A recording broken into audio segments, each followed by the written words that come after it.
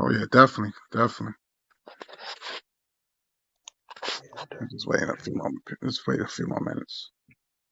Yeah, I pinged everybody that I got on my Okay, got list. my homegirl Ruby. Ruby's on here. That's what's up.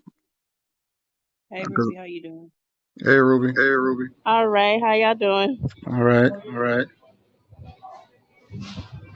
And I want to give everybody a time because I don't want people to talk over each other. Hey Truth tells, how you doing, sis? Hey, hon, I'm gonna go on mute and listen to y'all. I'm with a client. Oh, okay. Yeah, I want to give Hey, everybody. I just want to.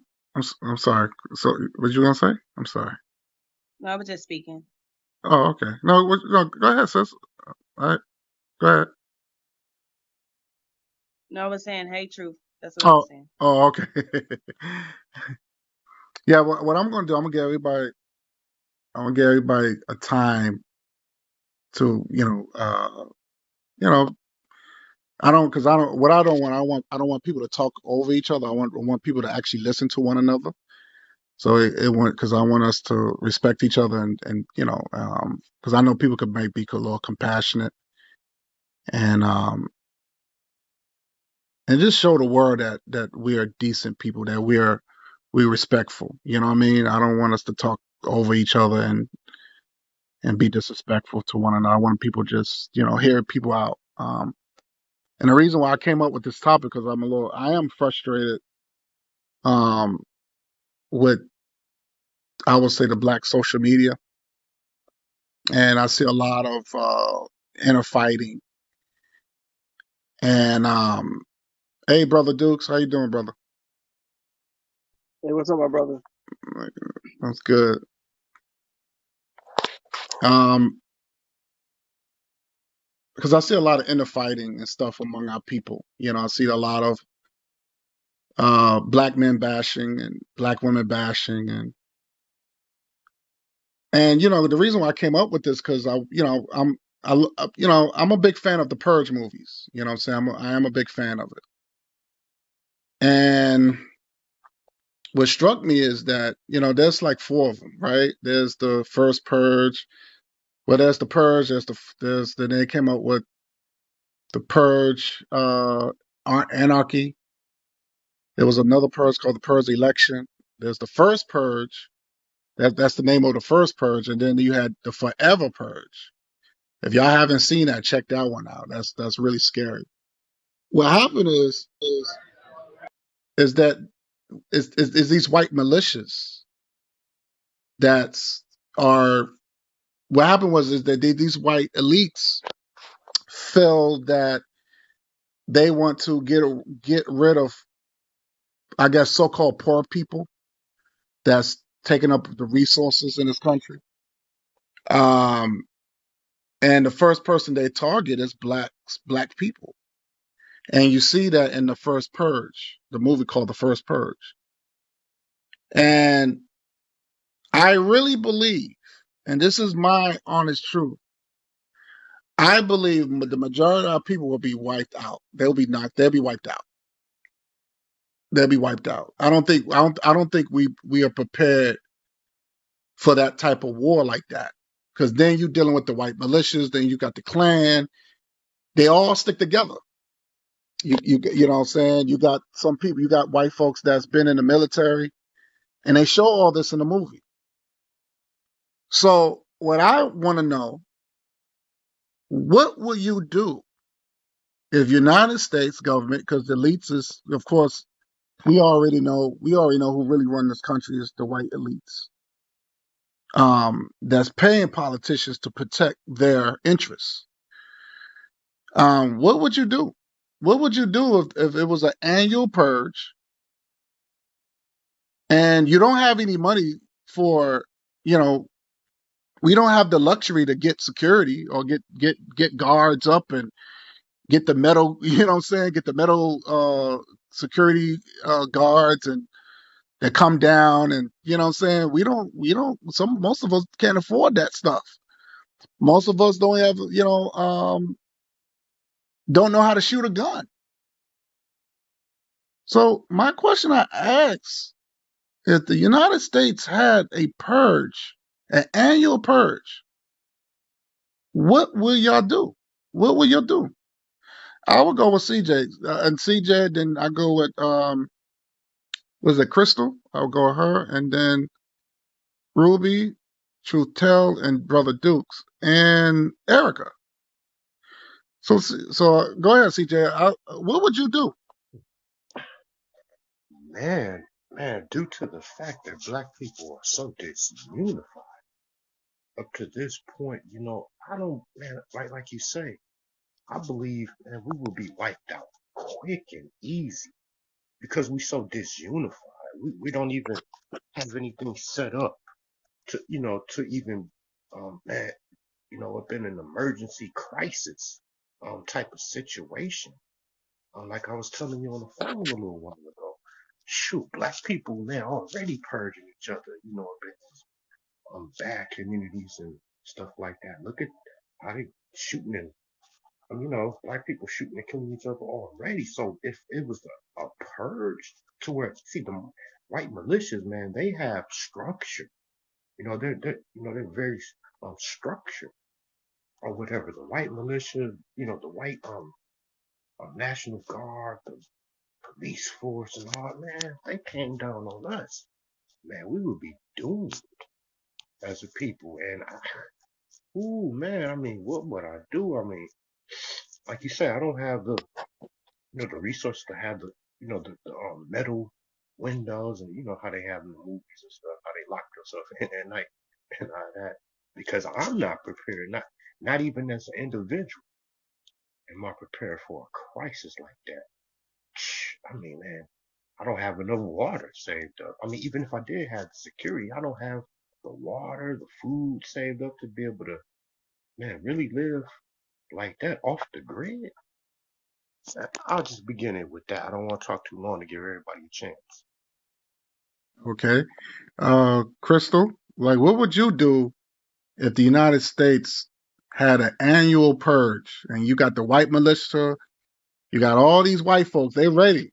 They ready to come at you. Y'all they coming for you. What would you do? Honestly, I have no clue. But I know I'm gonna die with honor. That's all I can say. I don't know. I don't know. I don't honestly I can't even think that far on the situation to even think like if this was to come about, I don't even own a pistol. So I don't even know, and I have children. Like, to think about, like, how would I be able to protect my children in this chaotic situation, you know, from seeing all this toxic trauma and all of that stuff? Like, I really don't, I can't even give you an answer to that question because I have no clue. And it's funny because by us asking, because that's why I love asking these questions to show if we're prepared or not. We already know that there was a law called the Sundown Law, right? And down south where black people, you had to be in the house by sundown. So that was a purge during that time, right? So these movies are kind of letting you know what's going to happen in the future, right? I think these movies are telling you what's going to go down because movies are very political, and as you can see, we were seeing the flip. Remember back in the day, we used to see certain things like the flip phones and Star Trek, and that beat me up, Scotty, when Star Trek and we saw that they had the flip phones, and boom, we got flip phones. We have flip phones. They were showing futuristic flat screens even back then, and they were letting you know how the future going to look. So I honestly believe, and I could be wrong, but they're not showing this for no reason. They're not showing this purge stuff, you know, just for no reason. They showing this for a reason. That's why they're making so many of them. I'm gonna go with let's go with Ruby. What would you do if the United States said, we're gonna have an annual purge? Can y'all hear me? Yes. Yes. First things first, we need to have a plan to be proactive in place. And there needs to be plan A, B, and C, because we already know that the other side is very methodical. And the second thing is, um, I I lean on the Most High, and I could tell you in the past. Okay, for example, when we had Hurricane Harvey, um, the city was on lockdown, and I was a Uber driver at the time, and I said, I have my bills to pay, lockdown or not, you know, rent is about to come up, so on and so forth, and I leaned on the Most High with that one, and I felt Him talk to my spirit and say, leave the city at around 2 a.m. because they really had a real legit lockdown, police on the highway and everything. And sure enough, I left at 2 a.m. I was in Houston and I drove all the way to Dallas, and I was able to make a good amount, like way more beyond than the goal that I set. And I said that to say, when that time comes, we're going to have to lean on the Most High, because it don't matter how extensive your plan is, you're going to have to lean to the Most High to be your compass, your guide. And I don't know if everybody in here is a believer. I know some of us are not. But yeah, like I'm definitely a believer because I have more examples, stories like that. And, God's been my guide.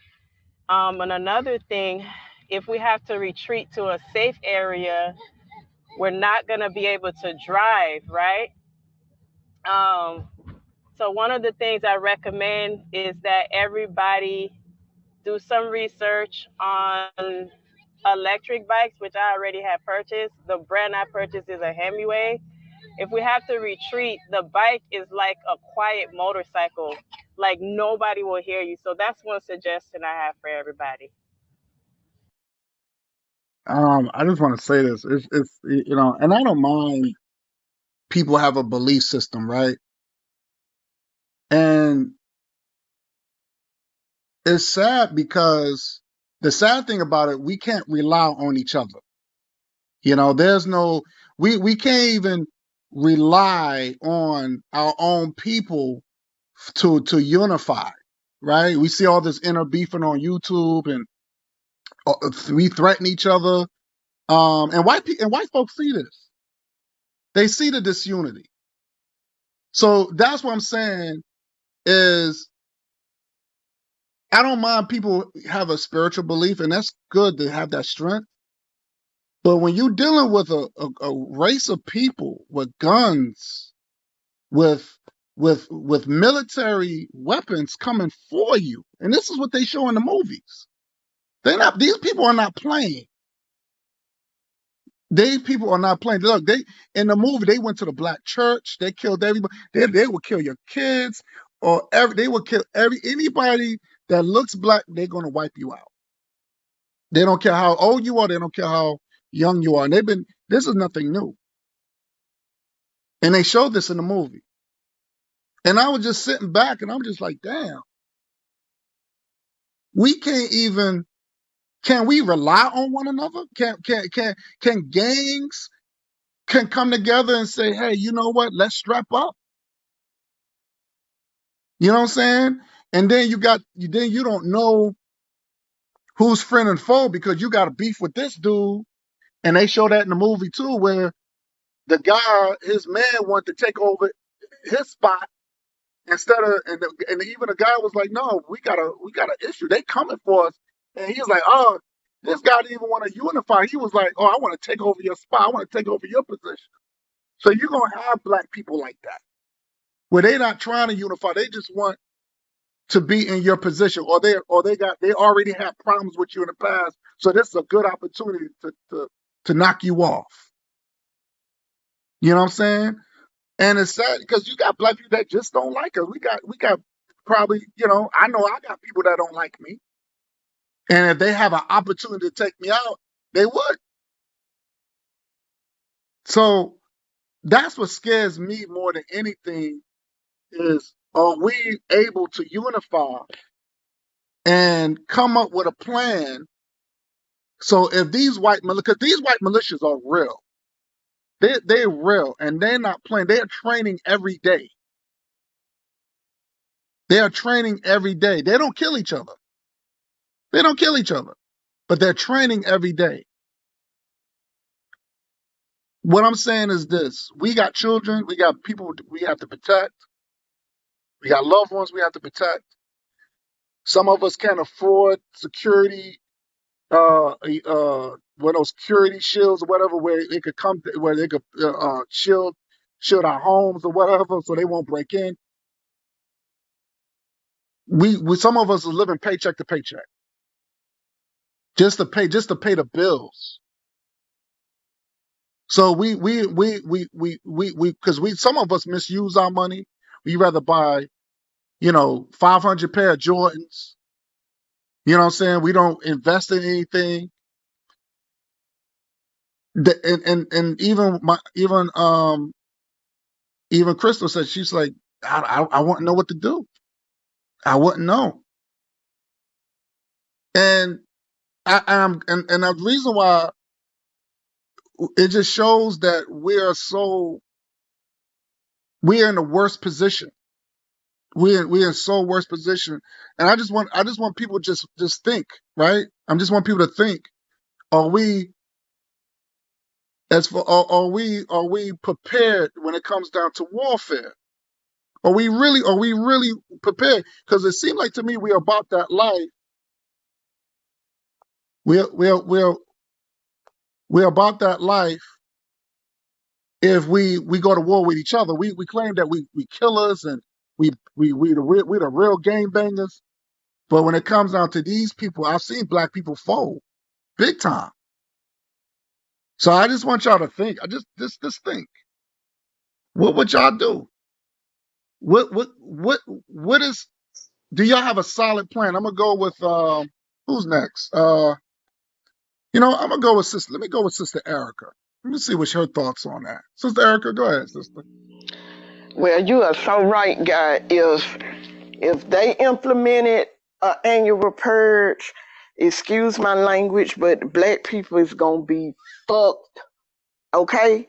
Because everybody is after us, including our own people. That's You right. know, like people like me. I'm on dialysis or whatever. I'm considered non-desirable. So they be want to get rid of sick people. But what I would do, because I don't have the security like what you saw on the movies, and the purge in the movies did it last for 24 hours or for 12 hours? 12 hours. Yeah. Just yeah. So from seven to 7 in the morning. From 7 to 7 in the morning. I live in the city. That's number one. That's gonna be real bad for people. I would suggest, and what I would do, I would get familiar with the woods, the deep woods. It's gonna be scary. It's gonna be dark out there, but you'll know in advance that they're gonna do the purge. I'm just talking about how the movie went, and just get familiar with the woods or the desert. You just gonna have to just make it out there for 12 hours if you can, because that stuff expensive. And then I was thinking, if you did have them shields that come down over your windows, they can still throw bombs and out. That's a fucked up movie. And I really do believe that they capable of doing that. And they do show you a lot of stuff before they do it. They show it to you to get you used to it. That way, when they start announcing it and stuff, it don't be such a big shock value. So, you know, I would suggest start camping in in the deep woods, not the woods where they have a trail and stuff. Like in the woods where you got to make your way out by looking up at the sky using a compass or something of that nature. But I passed the mic. I agree, and let me say this for the record too. And I'm gonna get this to Truth Tells, and then Brother Dukes, and I guess then Ghetto, and then Brother Bakari. But I'm gonna say this: don't think that you're gonna go into other countries like Mexico and Canada, because they're gonna block that off. They're gonna say, "Up, you know what? Unless you can make it over here, because once they're gonna close it down probably around like I don't know a month in advance." So there's no, oh, I'm gonna run to Canada. No, they're gonna block that off. You're gonna have to survive the best way you can when it comes down to that. And yes, the woods might be the best bet, but that's, whew, I mean, these people gonna be everywhere. And Brother Bakari has mentioned a movie called Bushwick, I think it was, but I guess he'll mention it when it's his turn because that's very interesting. I'm trying to look for that movie, Brother Bakari. I'm gonna look for that movie. I'm gonna look. I'm They gonna. took it off. Yeah, they took it up, but I'm gonna find it. I'm gonna find it. I'm gonna find it because I'm telling you, they're not showing these movies for no reason. They're not showing it. And Brother Bakari kept telling Team Black, Team Black, Team Black. We got to come to unify Pan Africanism. We got to unify. We got to unify. But Black people don't want to hear that. They don't want to hear it. They want to. Oh, I don't want to be this, and I'm an Indian, and all this other nonsense. But we gotta unify because these people ain't talking that shit. They're like, yo, we white and we coming after. And let me tell you something. Let me say this. I'm gonna pass the mic. It's not any old white people. It's not just so-called American white people. They're gonna get white folks from Russia. They're gonna get white folks from Ukraine. All these racist white people that Biden's bringing over. He's bringing these people for. All these people are terrorist people. He's bringing these people. They're not bringing these people for no reason. Black people better wake up. All right, I'm gonna go with Truth Tells. What would you do? Hey, you all. Oh my goodness. Yeah, you're right. I'm not prepared, and like I said, my mortality. I'm facing my mortality every day, but I would like to think, um, if I could, I would dig me a small space. If I had a yard or something, I'd dig me a small space. And this is the truth, you guys. Not line it with some heavy duty aluminum foil. I make sure I have a little vent or something that I can get some air, enough food just to nibble on, somewhere to take my excrements and cover that up. And I don't know. I don't even know past that. But I tell you this much: our phones, they have everything bugged, even like we're talking now. And people wonder how that virus passed so fast. See, it's one thing they give us. They give black people free phones. Obama phones is what they were called. And they count on the fact that black people always want something for free. Because we make something out of nothing. Out of all that's been done to us, we always come up on top. So they gave us the free phones. Nanotechnology, put a drop of a virus in there. Why in the hell you think it killed off the most resilient people so quickly? So we got to think about, like what Brother Bakari said, getting the radios. And hell, if we don't have anybody that we can even turn to or trust, then I don't know what we're going to do. And many of us are married to people who don't look like us. We have to worry about our own people. But when it comes down to it, if you have a white husband or a white wife, are you really going to be able to trust them to save your life? Because self-preservation is the first law of nature. So I'm going to go watch the Purge movie. I don't want to, but I'm going to watch it. And Please, I'm going please to watch practice. us. Please, I didn't mean to cut Yes. you off, sisters, but please watch it. Please, and trust me. I was my suggestion before you watch the first Purge. Watch, not the first Purge, but it's called the Purge. But watch the first Purge. That's when they first experimented on us, on black people in Staten Island. Started right in New York, Staten Island, and that Okay. was the first Purge. And man, that hit home. That hit home. They took everybody. They got the KKK, Klansmen. They had the skinheads. I mean, you name it. They came after us a lot. Okay. So it's gonna be scary when you watch it. And And them people that was gathered in that church, they didn't give a damn about that. yeah, they didn't care about they didn't care about the kids and all that. That was scary, very scary. And trust me, this they and I'm gonna be honest with you, they are like that. I'm telling you, it's real. It's real. They're not playing. I know it's real. Listen, I'm living part of it. Part of it is the medical murder. That's what I tagged in, medical murder that they're doing, and I'm a part of that. We all are a part of that. And right now we sitting here in the hospital, about to go into the emergency room to see if I can get some help. Because you're trying to live and you're sick and you're dying. It's all messed up. But anyway, let me know who I can come stay with. Hell, I want to come live with somebody. Somebody train me. I'm on a serious note. I'm laughing a little bit, but I'm so serious because you all have some training and some education that I definitely need. So, all right, I'm gonna close out. Thank you all. I'm listening. Definitely, sister. Yeah, I'm going to link with Brother Card because I know Brother Card got some skills in combat. So I'm going to try to hook up with them. We're going to plan something out where I can come see him and he can teach me some combat, man. Because I definitely need some. I mean, I know how to box. I know how to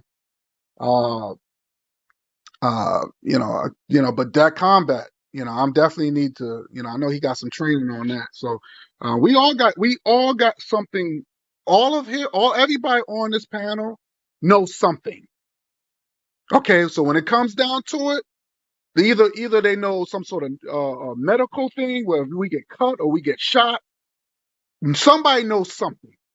So when this shit goes down, we could be more prepared because unfortunately everybody said they're unprepared. So this is the reason why we're having this meeting. This is real life. This is serious. This is not a game.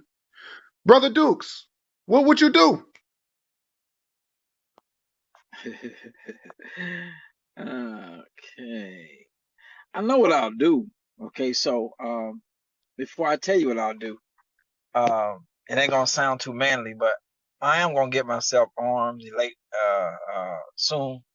So, cause the only way you can fight or defend yourself rather is to be able to be armed. Because if they try to attack you and you shoot, they're gonna respect that and they might go around you or whatever. But because I'm not armed, and all of those who ain't armed, I tell you what the best thing to do. I know what I would do. I get my truck, I gather all my loved ones that's unarmed, my grandma, my mother, my children, my grandchildren, put them all in the truck and call all the Bakaris and the guys that are armed in my race and in my family. And I say, where you at?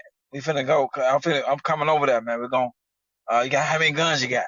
We coming over. We coming over. So I bring them all over there.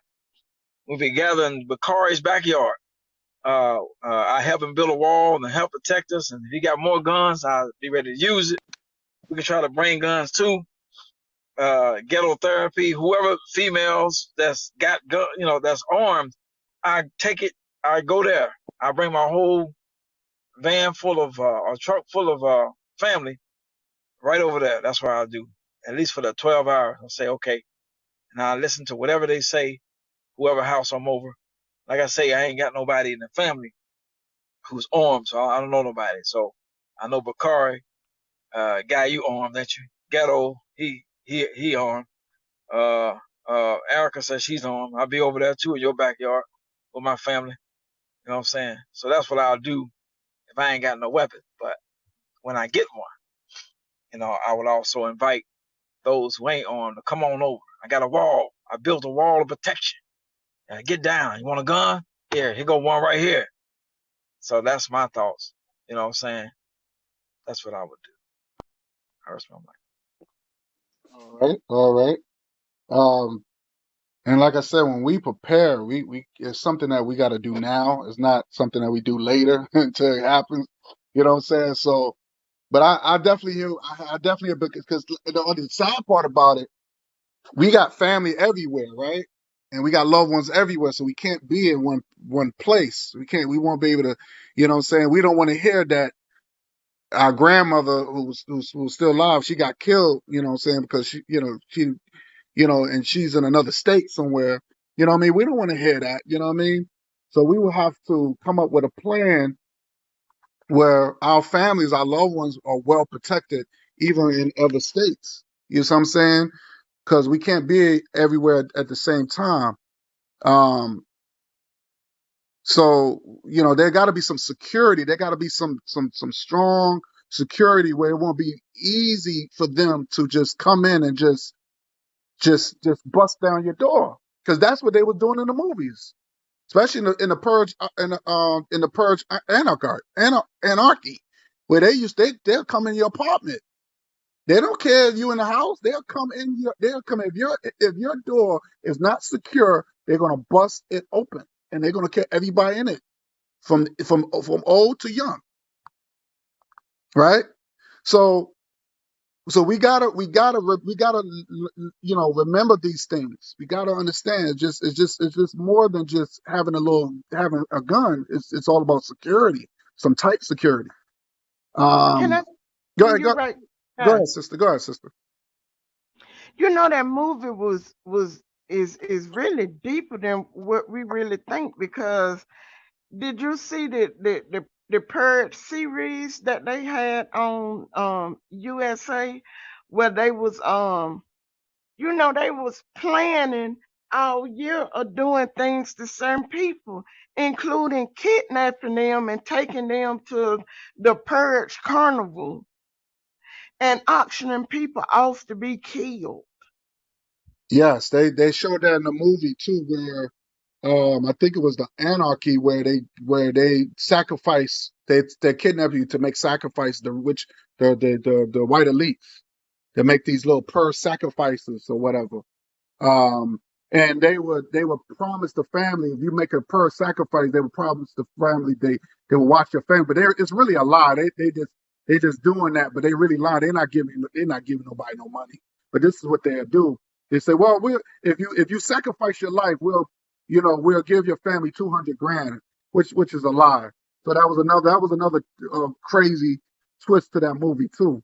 Um, let's go with who's next? Let's go with Ghetto.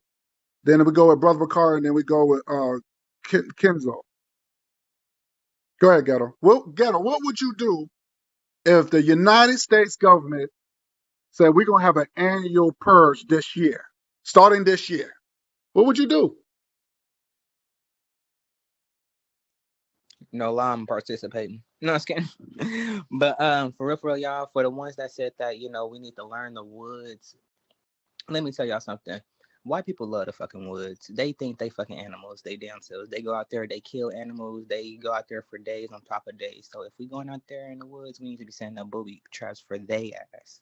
You know what I mean? I try to be as armed as I possibly can be, and like y'all said, get my family together. Well, all the ones that's about what I'm about. Excuse me. And the people that I know, and it's about banding together, because like y'all said, sometimes it's not only the white motherfuckers that's trying to take your power, it's the black people too. They see something that y'all like, they see something that they like, and they think that they could go get it. So yeah, it's all about strategy and intelligence, to protection and security. Yeah, that's true. I mean, Sister Erica, he has a point. I've seen white people, the white militias, they be in the woods too. So I don't know. They a massive woods. So I don't know. And the British, then they come up with something like the fox in the forest or something. They go try to go hunt the fucking fox, y'all. Yeah, they do a lot of deer hunting and all that stuff. Yeah. Hmm. So I've seen them. I've seen them. They some of them trailer trash white folks, those white militia, they be in the woods. They live in the woods. That's true. I didn't think about that. So I don't know. I don't know, Sister Erica. I don't know about that, man. And That's the that's closest that's. thing to bombs we got, y'all, is fireworks. So when July comes, y'all need to hype up on the fireworks, all the M80s, all everything. It's all about booby trapping. It's all about being steps ahead of them whenever they try to be around the territory. You know what I mean? So we gotta set up We gotta pregame the party. You know what I mean? Yeah, but only thing I'm gonna say this is that when you're dealing with people that's in power and if they want to knock you off, they're gonna equip them with the best. They're not gonna equip them with any old guns. And this is what the movie was telling you with these politicians and all that stuff. They're gonna equip these militia because the militias really they love this country, right? So the United States gonna equip them with the best weapons. I mean, with real military, what they use in wars. So the Uzis and all that stuff that we get is not going to really do anything, to be honest with you, because they're gonna have all this high tech stuff. So I mean, Sister Erica, you seen the one where they had the damn near drone with the guns and they were shooting out people with it or from above. You seen that shit? So I yeah, saw. go ahead, sister. What you say? I said, yeah, I remember that. Yeah, they had drones with guns and they was killing our people with that. That's just crazy. Well, we just gotta work with what the hell we got. People gotta have a good ass arm to aim at the drone. You know what I mean? Shit, we gotta have a few Jackie Well, Chan. it's hard to see it at night. They was doing that at night, so I don't know. Night vision goggles. We could invest into night vision How goggles. okay? Well, okay, that's true. If you You got the know what I money, mean? We could figure out this shit. You know what I mean? It's ways that we could go underground with this shit. You know what I mean? It's all about strategizing. Pre-game the party. We got a pre-game. hey, what's good, Rashid? I'm gonna get to you. Mute your mic for a second, okay, brother? What's good? It's good to see you, brother Bakari, my good brother. What would you do, brother, for a man who been in the military? You're a military man. So what would you do if the United States had an annual purge? Are you prepared? You was telling, and you can explain about the movie, I think Bushwick. You was telling about. You can explain that too. But are you prepared? Oh yeah, I'm prepared, and I'm not just saying that to try to sound arrogant or cocky or anything, but yes, I am prepared. I train, my kids train. I got friends near me where we shoot and we go train and we do shit together. Yes, I'm trained. Even when Erica said the woods, I'm going to be honest with you. Those woods sound like a damn good idea. Uh, Shit, I got friends who go out in the woods. I'm talking about brothers who do the exact same things. Who do the exact same things that they do. Uh, go out in the woods and live in the woods, as they say. They don't own they don't own the woods, right? So I have people with land out here right now who I can go. But yes, like you look at me, I have three firearms, right? I'm a firm believer in having 2,000 rounds per weapon, which is, not a whole lot of a purge or something like that come. But I hit up my homeboys. My one homeboy got about 20, and he got his people with him who rolling. I hit up my other homeboy. He got about 10. He got his people with him there rolling. I call a couple of my homegirls. Each one of them got about three or four, and they all. So yeah, I'm gonna be straight. In all honesty, we gonna be straight. We ain't. So how we many ain't are you? How many are you altogether? how many of us right now, like we can bunker down in us somewhere and we can be okay all together. It'll be about actually armed and shooting. Probably 10 to 15. Mm. that would Well, actually be well, have you seen the Purge movies? yes. That's why I say we could bunker down. We could like if you build something around what Brother Dukes was saying, you know, you could build something around for protection. But if you have some ammunition, because one thing for sure, people look for soft targets. People, they're almost like a bully. People are not looking to attack something. Even in the movie when I mentioned Bushwick, they're not looking for something that's gonna fight them back. They were looking for soft targets. So what they did was they left the South. These people were from the South. They left the South, and on the movie they was tearing up New York City. And the reason New York City is a soft target, you can't just have weapons in New York like that. See, everybody down south can have a gun. I don't understand, and I'm saying this to Brother Dukes because I've been telling people for years, man, go get. I don't understand how a black man stand down south, how we don't have any weapons, right? And that's for anybody, anywhere down south. I don't see how we don't have not one weapon. That's to me, that's crazy. But what they did was they looked for soft targets. In in the movie Purge, what city were they in? I can't even remember. What city were they in? The well, the first the one they called the first Purge, that was in Staten Island. See, And on the good part about it, they was handing out guns to people who was supposed to kill each other.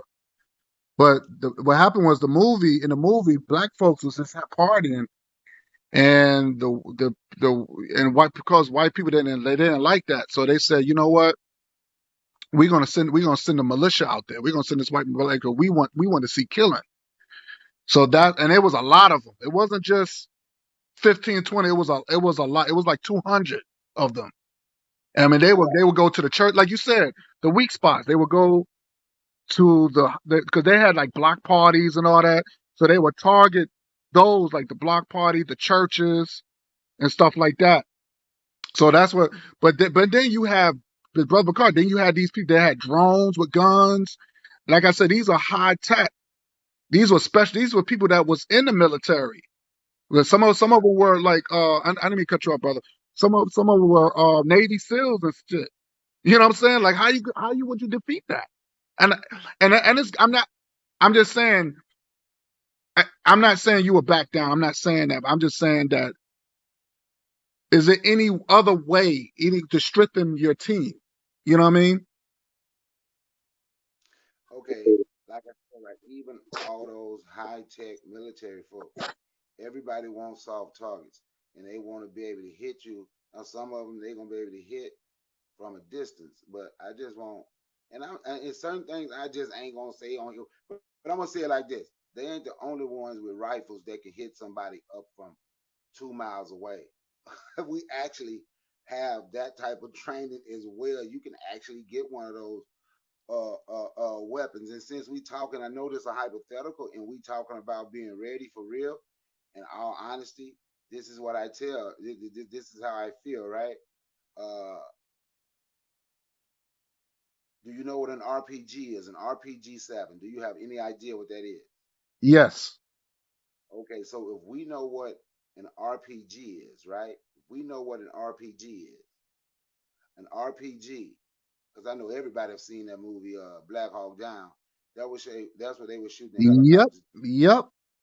You can literally get you an RPG for $500. You can literally get you a head for $50. I ain't telling nobody to go get an RPG or anything like that. But what I'm saying is, right, is certain things I've talked about that I know that certain might have that I just don't discuss. They're very easy to. These things are very easy to acquire because they are legal to own and to have, right? So when we see the movies, the way I see the movies, right? I see these people that write these movies, direct these movies, produce these movies, these what they're living out their fantasy in the movie and what they want to see happen, right? So they want to make it seem like we're going to be the weakest and we're going to be the scariest. So since they're living out their fantasy in the movie, right now we're going to talk about what we're going to live about. It's best, right, to get prepared right now. Would it be a difficult mission for us to do certain things, for us to deal? with, let's say, Navy SEALs. Yep, I know Navy SEALs got the reputation, but a couple of my friends are also airborne rangers. So you say, how could you deal with that? I'm just saying a couple of my friends were also airborne rangers. So if you don't know what an airborne ranger is, look up Army Airborne Ranger Special Forces, and they were and look and see which one they say is supposed to be the toughest special forces. I actually have friends that I deal with today, still talk to, but they're not necessarily going to be part of what we are part of. But I know push come to shove, I know I can reach out to them, and I know that they will have our back. So for me, right, it's going to be 200 of them. Yes, it's going to be 200 of them, and it may only be 15, 20 of us bussing. But if 15, 20 of us with rounds, 15, 20 of us that's completely vest up. If you get the good bulletproof vest that completely vest up from neck all the way down to your under your navel, and on the side that can handle rounds up to the any handgun round, including 45 and 357, that can handle the AK-47, 7.62. Any of those is on the front. You can get the front and the back and the sides. You got, I told you can get the military style gas mask. So you asking me about me. So what I'm saying is those are things that I have access to, and those are things, and then there's also people I know who I rock with, who I know we ain't gonna have a problem in certain areas. Will there be some problems? Yes, but since we're talking about the purge, we are being purged, so we need to get prepared. Don't care where you live. I don't even care if it's against the law. I ain't telling nobody to break the law. That's my disclaimer right here. But there should not be one black person in this country walking around with nothing to defend themselves with: gun, knife, axe, whatever. I hear the mic. And I'm glad that you mentioned that, brother Card, because we definitely need to know these things, right? We need to know these things because when it comes down to it, which it will, we'll be more prepared. You know what I mean? Because as you can see, black people are not prepared. They're just not. They're not. You know, and and again, our energy is not focused on nothing serious like this. Our energy is focused on competing with each other. Our energy is focused on hurting and killing each other. And instead of it, our energy should be redirected on the real people who's causing these problems, right? So I'm gonna go with Kenzo, then Forecast, and then Rashid. Okay, Kenzo, what would you do? Because I'm assuming that you, I don't know if you've seen the movies The Purge, but Yeah. have you? What would you do if they the United States had declared the purge, an annual purge, and it started in your city? Like, what would you do? I mean, first you got an arm, but you also have to really, y'all gotta watch that movie Outside the Wire with Anthony Mackie in it. Don't think they're gonna just have humans do this shit. They got robots, man. What you gonna do with robots? Armored, pierced, I mean, armored plated robots, uranium plated robots. They're doing robots. Y'all forgot about AI, artificial intelligence. They got robots that's doing the dirty work. I believe it. So I mean, so what you gonna do with robots? Flamethrower is not gonna work. RPG is not gonna work. Those things are bomb proof, explosive proof. So what you gonna do? You could barricade all you want. Robots, all this shit, knock that shit off. RoboCop looking motherfuckers, man. So what you gonna do? Where you gonna go at? If they want to get the woods, they ain't over there to do flamethrowers.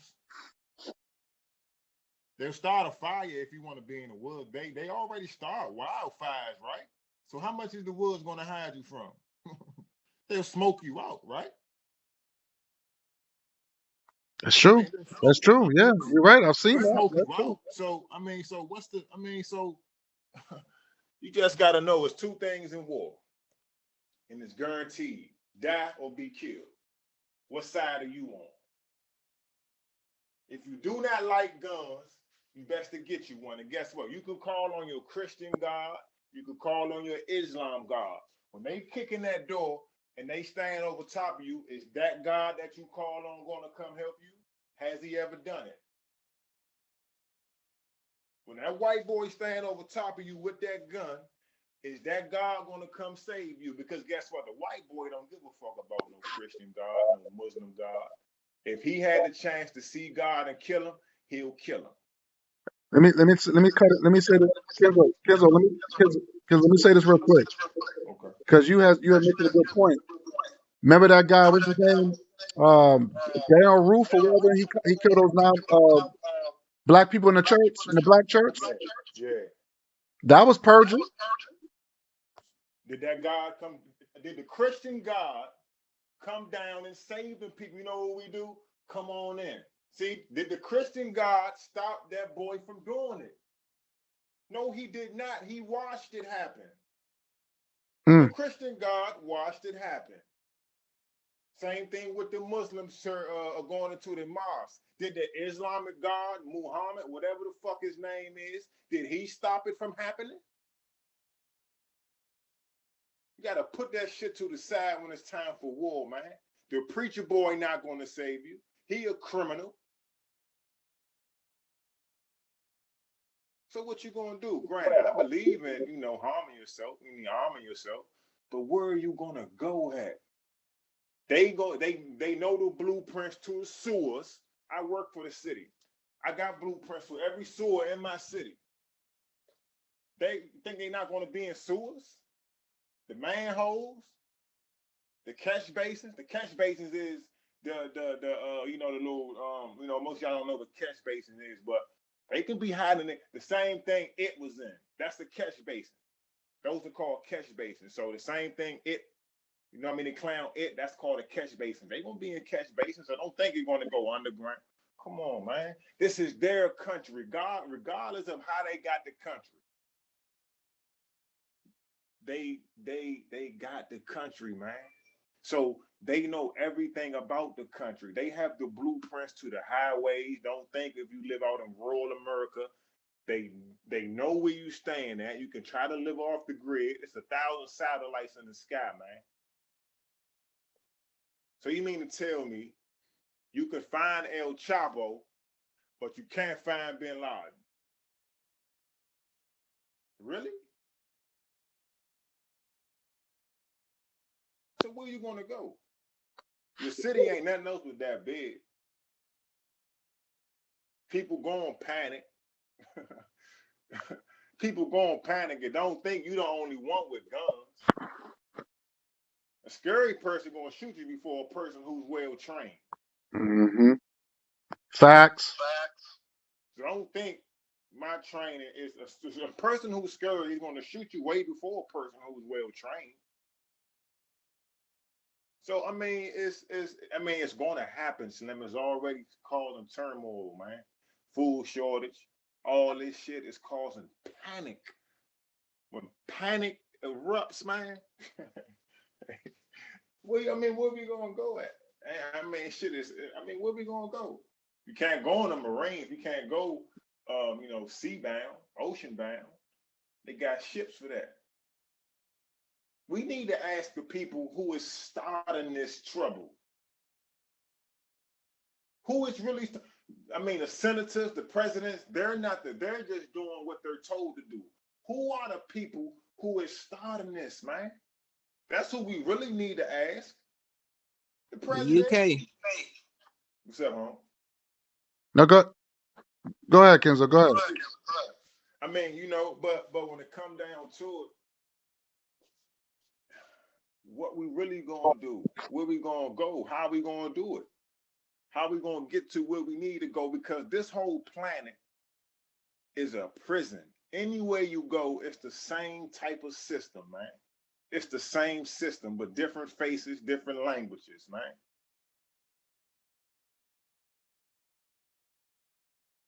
No one on this planet, if a purge happened internationally and domestically, it's the same results.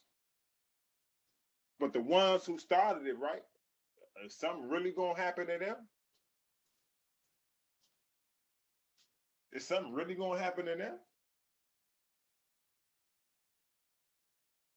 Because I mean, it's boiling. The water is boiling, man. It ain't at this highest boiling point, but it's boiling. And you know what happened when you add grease to water, when you add oil to water? It's gonna happen. And we could kill as many as we want. They're gonna have robots to do the job for them, man. Robots are really indestructible. How many Terminators is it? Tell me how many Terminators is it, man? Let me know, is it 5 or 6 of them? According to you, man, we might as well just die. You just sound like they done already just killed all us. Ain't nothing we can do. I'm just saying, brother, it's reality though. Man, No, they already got robots driving trucks. They got drones. China making a super they making a super army over there in China. We gotta, man, let's get our biologists, let's get our engineers and make a robot. We gotta fight robot with robot. Didn't Godzilla fight God? I mean, King Kong and that other monster. We gotta build some slim. They gonna have robots to do the work. These movies are reality. How you make a crooked cop movie, man, like Brooklyn's Finest? Who came up with that concept for that movie if Crooked Cops was not reality? Who makes a movie like that? That has to be a true event. These movies are reality. We're going to start talking out our phones, Slim. Same way a hologram. Watch in a few years. We're going to be talking to a motherfucker just like a hologram, like on Star Trek and all that shit. This shit is real. Y'all go on YouTube, they got robots now, man, jump roping, they jumping, they bouncing. They man, Slim, like some out robot shit. You think they really gonna have humans to fight the military in the next few years? Come on, man. They ain't gonna have no humans doing that shit, man. Humans is not gonna be, we're gonna be obsolete in a few years, man. They already got them driving trucks and you know what I'm saying, delivering packages and ordering food. It's a movie now. Let me ask you a question. Wait a minute. What truck? No, Bakar, let him finish, Bakar. I just want to ask you. I'm in the trucking business. What truck do they drive? And what food do they deliver? You ain't never seen a truck drive itself like an 18-wheeler and wait a minute. Europe drive itself, bro. Wait a minute. Because I'm going to show you right what you're doing. Because I want to help you. It's a real bad echo. Hold on, brother Car. Hold on, brother Car. Hold on. Kenzo, go ahead. Finish what you were saying. Then we're gonna let Forecast and Rashid. Hold on with just hold your thought, brother Car. I know you got a question, but just hold. All right. Nah, but you know, certain things, man, you know what I mean, some people may have to, you know what I'm saying, may have to see it to believe it, you know. I'm telling you, you're wrong about the truck. You're wrong about okay, that. brother. Okay, brother. I ain't hit it. Okay, I'm wrong or wrong. Then I must have seen wrong. Now, I mean, what I done seen must have been a whole illusion. I'll go back and research. I mean, and maybe I was wrong, brother. So I might have seen I an just illusion. wanted to explain to you what it was. They did have some that they put out for an experiment, but they don't use them because they flipped and killed people. They are not driving trucks like that. I'm just telling you what I know. I'm in the trucking business. No, they do not. They killed people when they put them out there like that. It's not like that. They did an experiment and that experiment failed. 2 out of like 20 made the trip. So they are not using trucks like that, and they ain't delivering groceries. A lot of that stuff you see on YouTube is fear tactics, especially in the trucking business. I'm just letting you know, and I can see that is working. Okay, but you know, science takes failure though. You know what I mean, in order to. And I'm not saying hopefully they don't, bro. I mean, sometimes with science it comes with failure. Everything comes with failure before success. Success got to come with failure. Success come with failure. And I'm not saying they will or they won't, but I mean, I'm just saying what's up in the air with this shit. You can go to McDonald's, right? Order your food off a fucking computer, right? certain countries, I think China got the robot coming up to you like a waitress bringing your food to you. This is not reality. Then I must be seeing an illusion. I must be seeing an illusion. China making what the fuck is it called, a super army or some shit? Half human, half robot or some shit like that. Robotic arms and all type of shit. This is not reality. I mean, they let me know my reality must be, a fucking illusion then.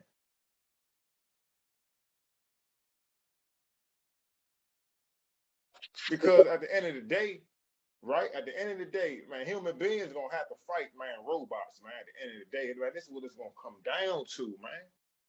This is what it's gonna come down to.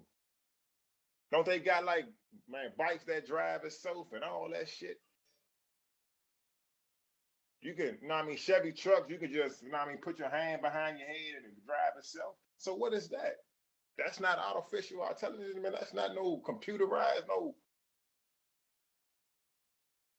Then you gotta think about helicopters. Like you saying, Black Hawk Down. You don't think, come on, man, we're gonna have to get helicopters. We're gonna have to match their firepower, man. When America get a nuke, China got a nuke, Russia got a nuke. Everyone got the same type of weapons, man. So we're gonna have to match what they got. Now we got to go get a tank. They got tanks, man. Them tanks knocking down walls. I mean, do we got tanks? We got to think of everything. We got to get a tank. We got to get a Black Hawk. Are we going to get those? Because that's what's really warfare got to come with the whole package. We got to have medics. Where we going to take people that, man, who got their arms cut off? Where we going to do the surgery at? We going to have surgeons, right? Are we going to have, blood? Are we going to have, a blood transfusion? Are we going to have blood packs? So we got to think of everything when it comes to warfare, not just the physical aspect. Yeah, you're right. You're right. Let me get and yeah, definitely. But you have a point because like I said, we have to be when I'm saying we have to be prepared. I think I think the robot thing, if they do have it or if they do working on it, I think that would be their last result if they really getting their ass kicked. But I think the first wave is going to be the militias. It's going to be the KKK militias and all that stuff, skinheads. And this is the reason why Biden is allowing all these white people come into this country. You know what I'm saying? Most of them don't, and majority of them don't like black folk. They don't like African people. So we have a lot of work to do. We have a lot of work to do. Forecast.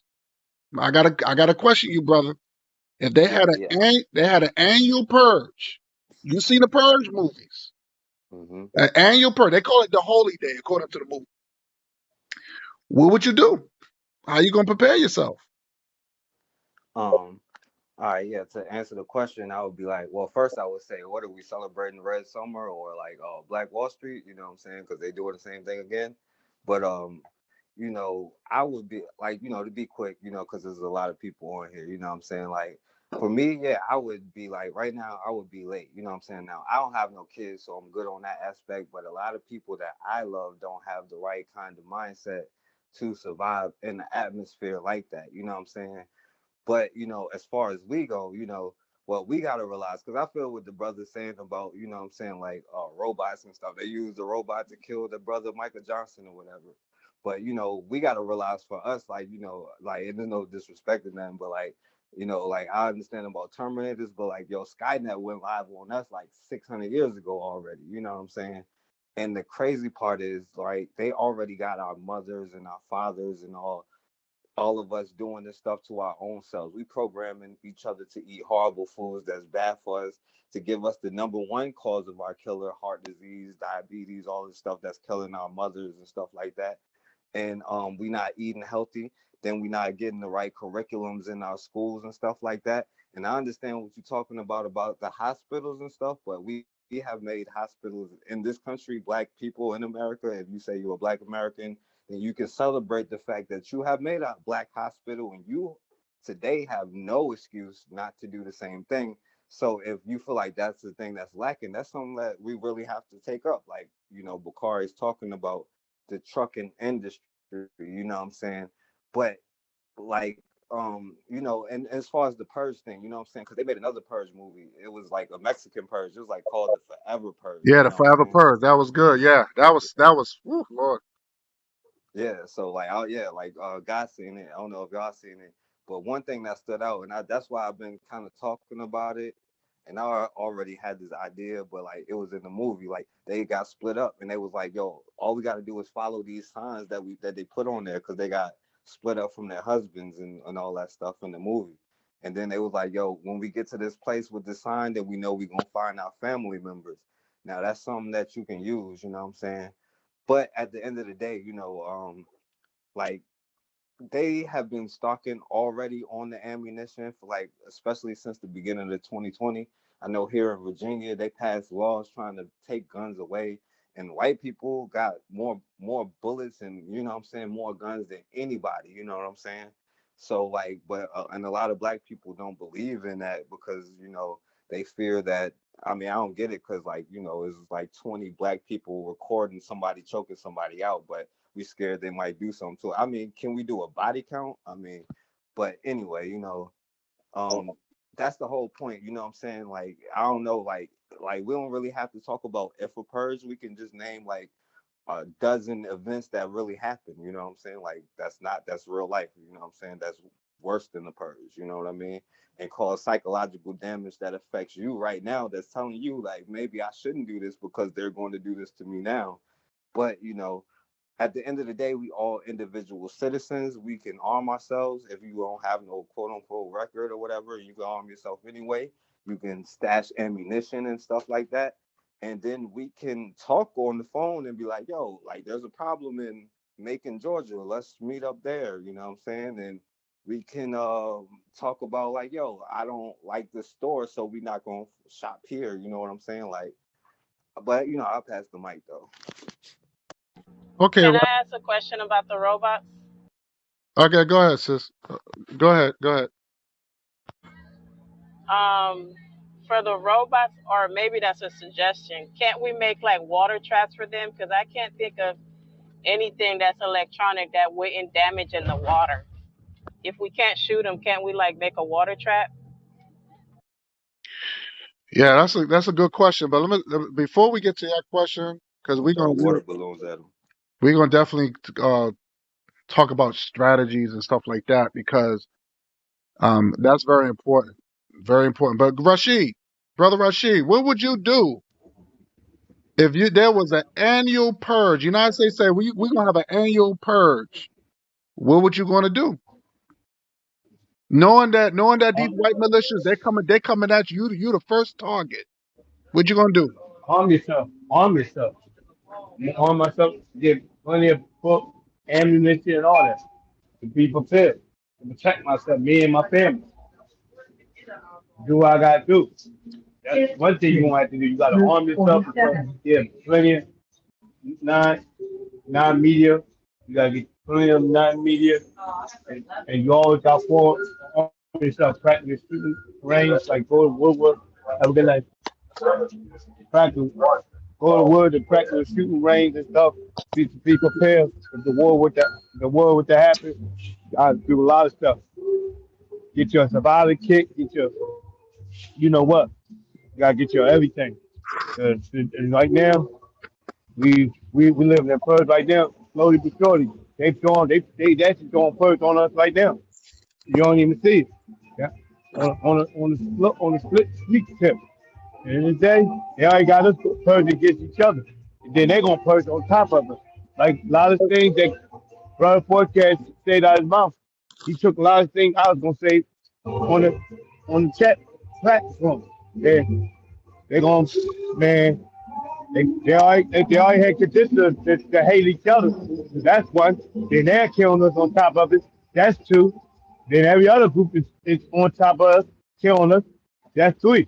So our best solution is hold on to our money, build your own, and you know what? Keep our kids out of these corrupt public schools. Get away from these Europeans and separate and do for self and create your own military. That's all we need to be doing. We should be trying to create our own military. If we decide to have Black Wall Street, we got to create military. That's one thing. Oklahoma failed us. They ain't had no military that protect them, that had a backup. They had no military. That's the only thing they forgot to have. On Tulsa, Oklahoma, where they had Black Wall Street, where they got destroyed back in 1921. They ain't had no military. They have, that's what we need. We need military to protect you and have your back at all times. Without that, you in bad shape. I pass on the mic. Let me Hey, can ask. I say something real quick, please? Go ahead, sister. Okay, I know I said I didn't really know because I think I was like, you kind of called me out real early before I got a chance to think. But if the situation was to come about, I would find some type of way, first and foremost. Just, it might seem crazy or overly optimistic or unrealistic, but the first place I would go to try to get the amount of unified black people that I could for this purge would be to go straight to the jail cell, to go to the jailhouse and go get all of the crazies out of the jailhouse, all of the black men that's in there under capital murder. I missed a lot of it because I had got kicked out, but that's what I would do. Mm. How you support? Good. Yeah, Uh, mute your mic, Rashid. uh, Yeah, so that's I just thought about that, so I wanted to share that. But that's what I think I would do. I don't know what y'all was talking about because I got an Android, so my phone keeps kicking me out. Oh, So okay. I got like bits and pieces. Definitely. You know, this is what I believe, and I don't want to sound, I don't want to sound. When it comes down to our people, I don't think. Who's that? Rashid, mute your mic. Mike, Okay. Mikey. Okay. So this is what I believe, right? I believe that most of us hasn't really taught of, when we're dealing with our history, and a lot of us don't really know about. And I remember, like, when I have discussion with Brother Bakar and CJ, we would have, like the book. I think Brother Bakar had mentioned about the book called what was that book you was talking about, Brother Bakar? We Would Shoot Back, right? We haven't really, as kids, right? We haven't really been taught of our heroes, our warriors. We wasn't really molded in military warfare as the white and yellow and brown kids, right? You know, and this is when I had that conversation last time, and I was talking about why did our elders and why did our black teachers failed us, and why did not then it tell us about our warriors, our Malcolm X, and people was willing to fight. So they polluted us with all this religion stuff where they say, well, turn the other cheek, don't fight the enemy, this and that. This is the reason why I believe that we will be defeated. I would say the majority of us we will be wiped out because we're not being taught as young as I'm talking about, as a collective, as a people, to fight, right? I think a lot of us will be like the brother said. We will panic, or we would hide. We would like go to the church and rely on Jesus to protect us. I think it'll be a lot of that. Some of us will go to the mosque and pray to Allah and say, "Please, Allah, please protect me." You know, I think majority of us don't have that warrior in us. Um, and when it comes down to the real fight, because like I said, we could talk big and bag among each other like nothing. But when it comes down to that real fight, like the brother said, they can use the machines and all that stuff. And yeah, like the sister said, there's many ways to skin a cat. I'm not gonna have that defeated mind and say, oh well, or they're using robots. Robots, they don't like water. So I think, yeah, we can make something and where we can stop them, we can slow them down. I believe that if it came down to that point. But I think that would be a last minute thing. I think that the first wave would be the militias and all the white militias, the white terrorist groups that will come after us. And this is they've been using this over time. It's not legal, but the purge in the movie is supposed to be legal. Hey, you could kill, you won't get penalized. You won't get locked up. Kill anybody you want. So I know we'll be the first targets because they weaken us. They weaken us with homosexuality. They weaken us with interracial relations. They weaken us with all this stuff, all this crap. Turn the other cheek. Don't fight your enemy. Love everybody.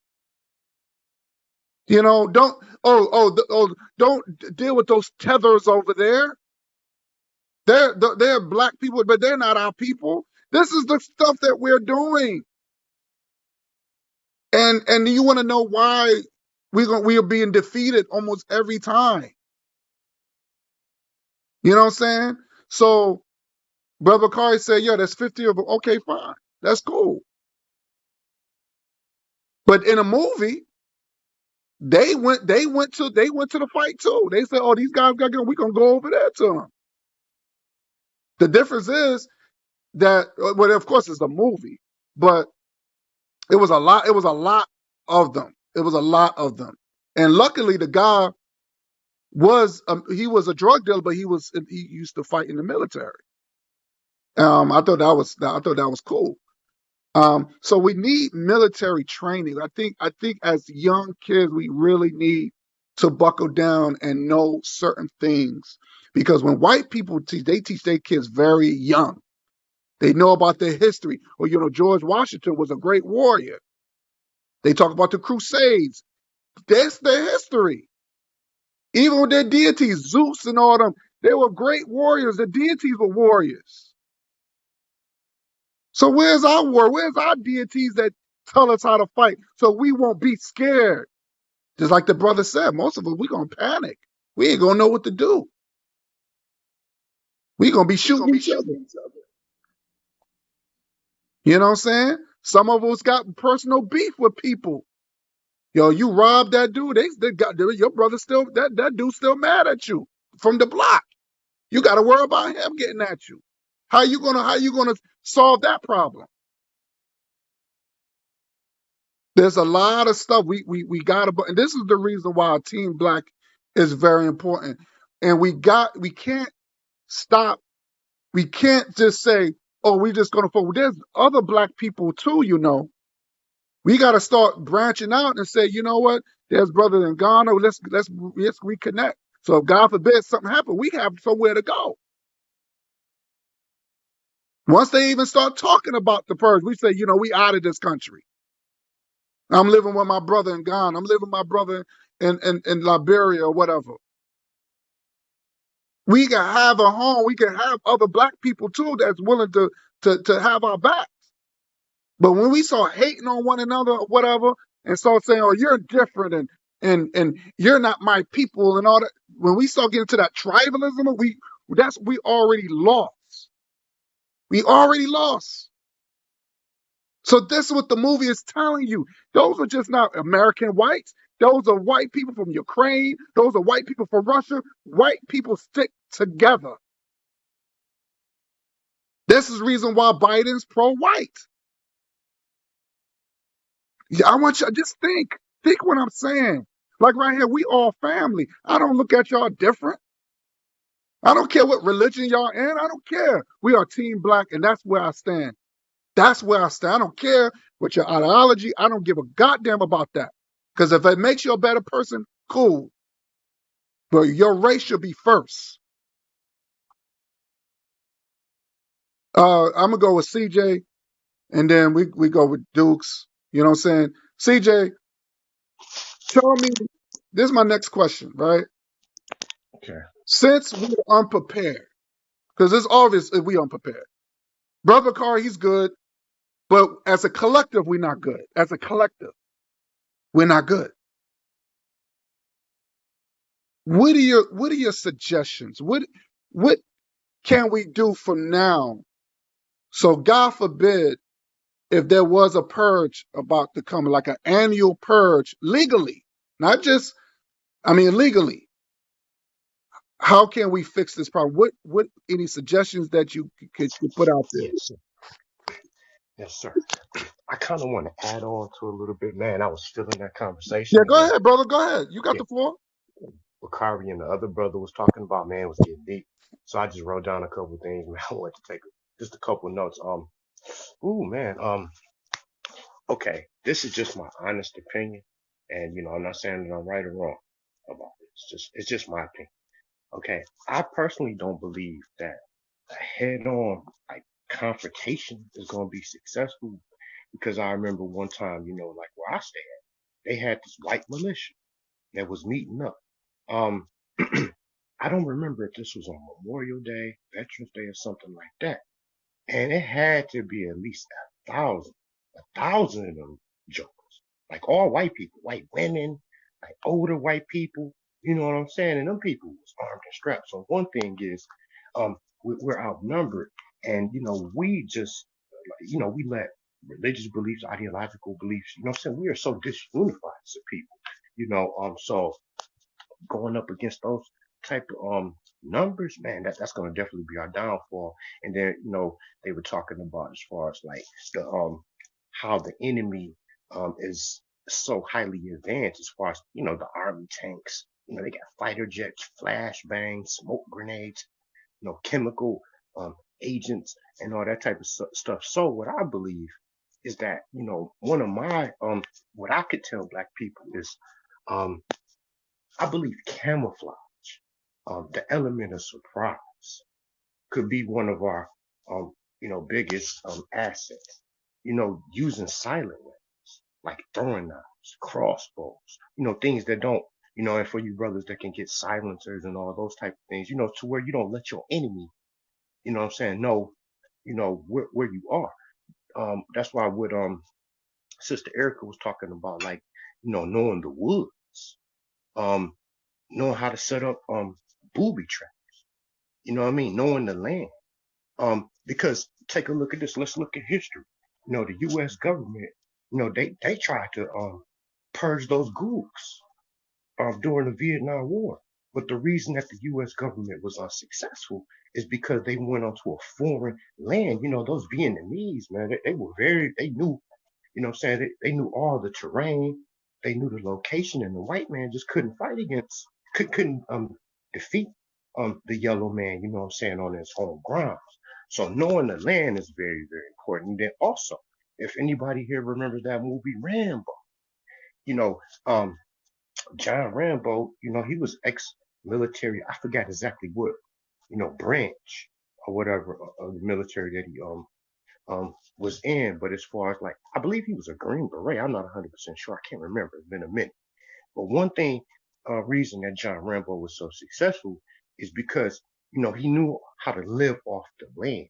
He knew how to live off the land. He made weapons. He knew how to make bow and arrows. Sticks, twigs. He knew how to create booby traps. You know what I'm saying? Like the dude, I remember John Rambo had made this bow and arrow from out of the stick, and I forgot what he used. Um, what he used, how you pull. I don't know what that part's called that you pull back, but he killed this warthog or whatever, man. The man, he knew how to like skin creatures, man. I mean, create campfires. Like, I believe that the element of surprise is definitely and camouflage because I don't necessarily want to face, this enemy. I want this enemy, to come to me, fall into a booby trap. That's how we could take more of them out instead of just going, guns blazing, just heads up. That's just my opinion. And man, I'm really looking forward to hearing what everybody else on the panel has to say to add on, to this discussion. But yeah, we're going to suffer because black people are Black people don't treat themselves as a collective and our disunity. Other groups are unified. Our disunity is going to be our biggest downfall. And I'll pass the mic. That's 100% facts. Brother Dukes, do you believe that one of our downfalls is disunity? And because, like I said in the movie, it wasn't just American white folks, it was just white Ukrainians, white Russians, and they were coming after black folks. Do you think that's one of our downfalls? Do you think religion is one of our downfalls? Do you think all this stuff that weaken us mentally? Because remember, this is a psychological war. They got us psychologically now. This is forget about the guns and all that stuff. They got us psychologically. They destroy our own spirit. Think about that. So if they can get us psychologically, if they can weaken us psychologically, the majority of us not going to be prepared for this type of battle. I'm sorry. I don't see it. What do you think, Brother Dukes? Yeah, I definitely think religion. I don't necessarily blame religion or the Bible. I blame the influence of Europeans. I think Europeans see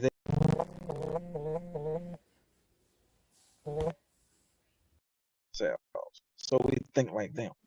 So our religious concepts is from them. So that wouldn't be the fault of religion; it'd be the fault of the white man's religion. So we think with their thoughts, and we take on their faith. So we're not ourselves holy or natural. So I think if we was a little more natural, we had a little bit more uh, re, re, real reality. We were our nature as Africans. We were sorcerers, and we did things. We had power. We had spiritual power that has some physical manifestation. We had that too, but we don't have that now. Our spirituality is non-physical. It doesn't have a physical. It has some kind of unseen message. So I'm a realist. So I don't. I think it's the white man's. We got his. We see in his lens, his optical lens. We view things the way he see it. The 500 years destroyed us completely. We are wiped. We're completely. His mind. Malcolm said, "We've lost our minds." So that's a deep thought if you think about it. So the Africans today said, y'all not really Africans. Y'all don't think like us. Mm, Y'all didn't even value um, Africa. mm, So I'm not putting not putting them up above us. We're brothers actually and sisters. We are from Africa. We are that, but we don't behave nothing like our nature. deep. That's deep. Yes, Facts. Facts. the Good. religion, like you said, the religion. Facts. Yeah, the religion is the white man's religion. So if we had our own African religion, I think it'd be better and it'd be different. Because the white man, really, we got a real religion. You know what I'm saying? Our nature. But I'm very realist. So yeah, I think it did destroy us because it's his, and I think we need to just get away from this man. That's all I'm saying. I rest my mic. I don't. Religion came from Roman Catholic. All the religion came from Roman Catholic, like Christianity, Islam, and a lot of brothers. I be telling my people that Islam come from Roman Catholic. They look at me like I'm crazy. Talking about it came from African. I say, prove it. How it come from African, and they claim that Islam came from Africa. I say, real? Are you sure about that? Man, Roman Catholic and they Islam, bro. The control. Let me tell you that Islam ain't for. I'm gonna be honest with you, Islam is for Arab and them. Cause Arab and them don't look at us as they brother. And they say, like Brother Bakari, God always say, we gotta put our race first. That should be our religion. We should be practicing race first, bro. Cause I was Muslim. I'm Muslim myself, but I'm in the day. I believe in race first. Some of everybody else do it. Look at Arab. As an example, look how Arab do to their own people. They look out for only for their own. They don't look at us as their brother. Because you Muslim, that don't mean they look at you as their brother. They gonna always look out for their own first. When we gonna realize that we're not a part of their group? When we gonna realize that we gotta have our own economic group. We got to have our own black economic. That's why I'm glad that Brother Bacardi created Team Black. That was the best idea that Brother Bacardi had came up with. A best idea. Call it Team Black. So we need to practice put our race first. That's something we wasn't taught when we was coming out of our mind room. To put our race first. We was taught to love everybody else except your own. And the enemy knew what he was doing. Said how you raised your parents. You know how your parents was raised you, and they passed down to their kids. It's just passed down generation to generation to generation. And to this day, we're still living this wordless down system and Jim Crow to this day. We doing was that what the white man wanted to do?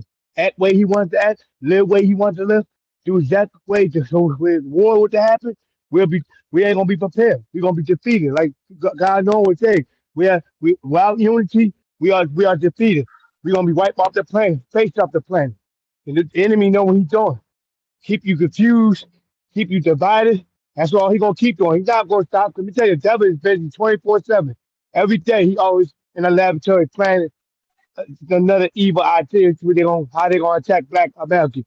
Black people don't understand that we are being a super target right now. They're literally targeting us right in front of our face in the blue eyes.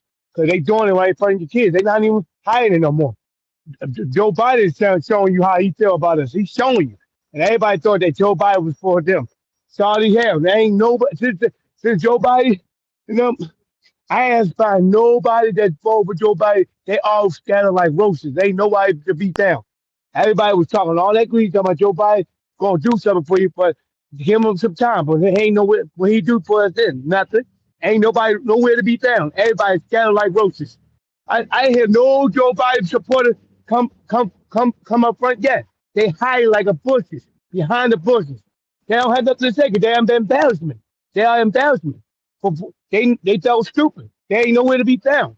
But in the day, we got to unite. It's unite or die, bro. Either or. It's one or the other. Unite or die. Point blank, period. You don't have no choice. I take it from there. Pass on the next, Mike. Can I say one? I know I'm out of order. There's one thing I want to say. Go ahead. Go ahead. Yeah. Our concept of we can take the idea of the devil. So we can just sit down at a table. I'm talking about black people, and we can say, so what is a devil? So we can come from the scriptures, and the scriptures explain it super clear.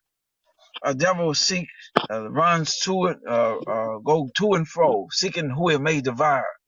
And it's had all this obvious definitions. And then we still turn around and say, let's integrate. So we don't have a concept of God, who God is. We don't have a real concept. We don't have a real concept who the devil is. So that's why we have his mind. So that's very important, I think. Sister That's all we Erica. got. Okay, I want to say this. We had a purge. They experimented on the black community, one of our black communities with a purge, but we just didn't realize it. And I tell you, when they did it.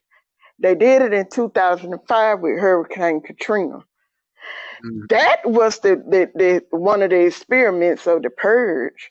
But it was something, I got a lot of friends that live down there, and I'm going to tell you what several of them said, something that we don't know.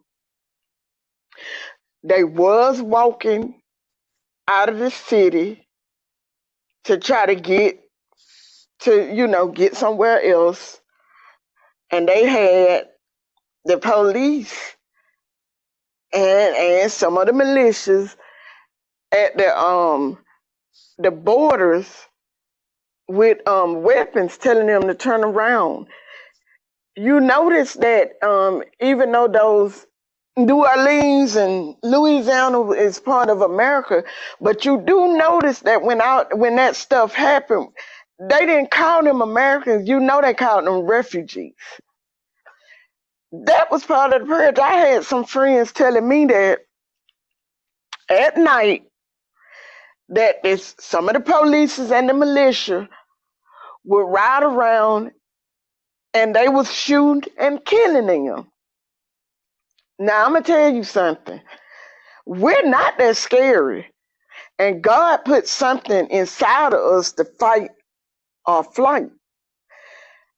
Them guys down there got together, them gangs, and came together and they fought off the militia. This is what they didn't tell us. They fought off the militia and the police. That's why during Hurricane Katrina, a lot of the police turned their badges in and quit and stuff because them dudes down there was tearing their ass up.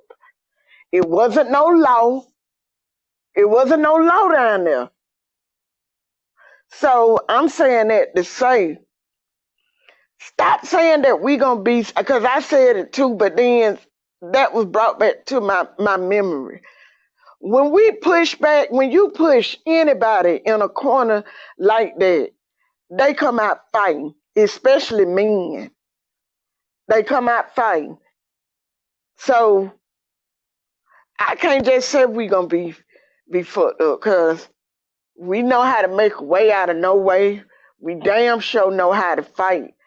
And if push come to shove, I really do believe that the ones, I believe our mind can connect together, to stick together, to fight off the enemy like that. And I pass the mic. All right. Ghetto, Preach, Erica. it's on you, Ghetto. Probably stepped away. All right, brother Car, it's on you.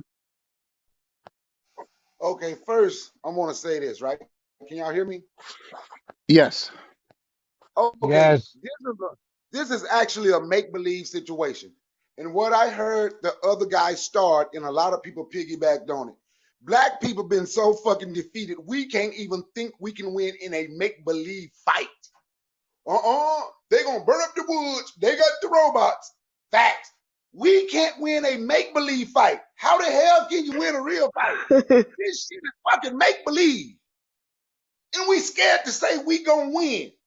Then we done put white people on a pedestal. They are so united. Do y'all fucking remember Charlottesville, Virginia? Do y'all remember Charlottesville, Virginia? I remember Maybe y'all them remember. black people had their ass shook. No, It was back in Charlottesville, Virginia, 2017. They have it 2017. I remember. when them white folks was fighting white folks. Do y'all ever? That's why I say stop just studying black people sometime and study them. Do y'all know how the neo-Nazis in the KKK would kill one another? It ain't just black people, but gee, we have given them a platinum pedestal, and we have given ourselves a pedestal made of shit. So horrible, where we can't win a make-believe fight. A movie is make-believe. So if they wrote The Purge and they won, we are hypothetical. So we are doing The Purge and we are going to win the fucking Purge. Why can't we win and even make-believe? Why are we so defeated when we can't win make-believe? I don't get it. I really don't get it. If they gave them a 12, we gonna blow them motherfuckers up. Me and my homeboys, we gonna win. Me and my people, we gonna win. Black folks, we gonna win. It's make believe. They got the robots driving the trucks. No, they don't. I'm a truck driver. No, they don't. But they got drones. Shoot the drone down. I know you can go get a sniper rifle right now if we really want to be prepared. You can get sniper rifles for $1,000. This is make believe. And we don't even have the heart and the mindset to win and make believe. We can say whatever we want to say about Christians and Muslims, but at least don't care how they say they're going to win.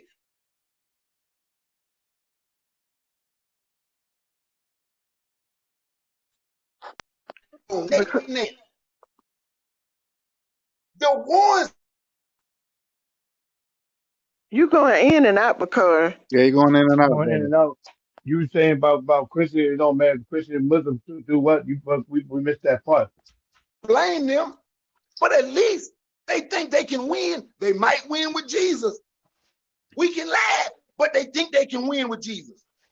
We might laugh at them believing they gonna win with Allah, but at least in their mind they gonna win. Everybody else, all the other black people, we just fucking destroyed. We may as well just lay down and die because we don't have a chance to do nothing. Not even in fantasy, not even in the Purge, a movie they did where we got destroyed. So since we are talking about it hypothetically, we can't even say we gonna win. Y'all don't see a problem with that? Well, we can't win and make believe. We can't even win a dream. God damn. You talk about, we can talk about whatever we want, but do you see the power that someone possesses over you where you can't even win in your own goddamn dream? And I yield the mic. Forecast is on you. He got a point. At Bakari, we lost in Black Panther too. We lost in all the dreams because we all the dreams we gonna lose. All right. Well, I'll say my answer, my brother guy, is they need to go ahead and push the nuclear weapon, and I'll push it for them. You know what I'm saying? And I'm just joking halfway, but I do agree with my brother Bakari. I understand what they're saying. Like, you have to be prepared. You know what I'm saying? And the thing is, they have taken everything they can take from you. You know what I'm saying? I'm gonna ask you your great granddaddy, what's his name, and you don't know.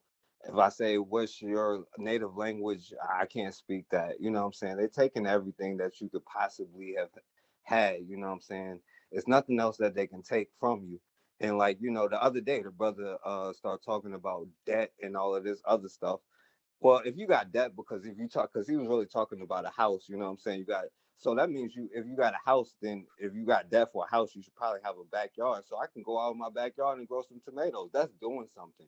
See, like, a lot of black people think the sky is gonna crack, and that's the issue. A lot of black people is so spooked out. You know what I'm saying? Like, y'all so spooked out, and that's the only thing I have against religion. Because if it preaches or tells you or helps you be a good person, that's cool. But if it's telling you you don't have the power to do what you have to do, you have to get rid of it. And if you have a leader telling you that you can't do nothing unless you come through me, then you shouldn't be following that person, because only you have the ability to determine. Now, that brother said, I think debt is the issue. You know what I'm saying? Well, make a debt a business to help black people get out of debt. And that would be going towards the solution of the problem. See, we're looking for the whole thing to be destroyed tomorrow, and it's not going to happen that way.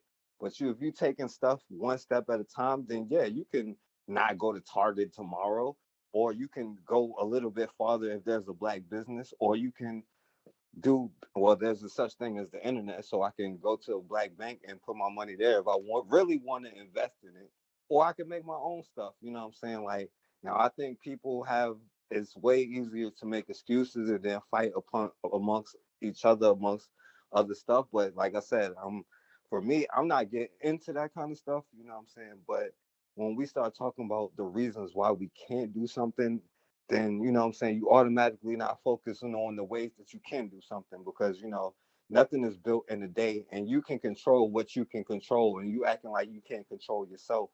And maybe that's one of black people's main issues. So maybe if they hit the button, the people that need to survive will survive.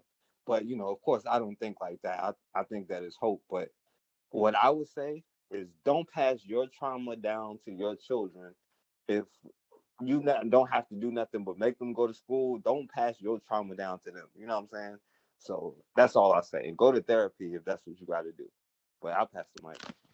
All right, we're gonna. Okay, Ruby. Can y'all hear me? Yes, we can. I don't have any more tactics to add. I heard everybody's thoughts. Now, I will say this: I have, without a shadow of a doubt, that the God I serve will lead me out of it. I have so many instances where people ask me questions. Well, how did you get this done? How you made it over XYZ? Well, the God that I serve got me over that mountain that you thought I was never going to get over, or got me to still be here. So and I kind of wish that I could give that same vision and sight to everybody that I meet, especially in this room, but that's not possible. Now, I've had real life witnesses, and even if people witness a miracle, they still have the choice to make. Well, that could have been coincidence. And that's all I have to say about that. And thank you, Brother Bakari, for bringing life back to the room, because the like the other guy, he was just bringing doom and gloom, and I'm not a fan of that. I almost ghosted out when that was taking place, but I stuck around. Thank you.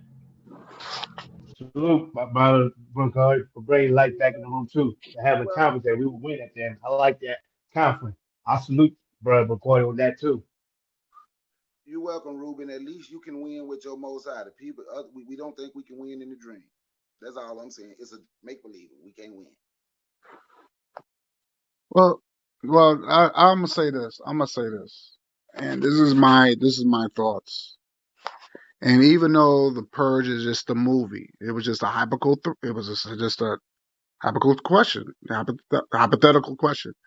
If it really happened, will black people are prepared? That's just the question. Because if they're not prepared, even in a fictional world, that means they're not prepared in a real world. And that's why I was trying to get to link the two. Are you prepared?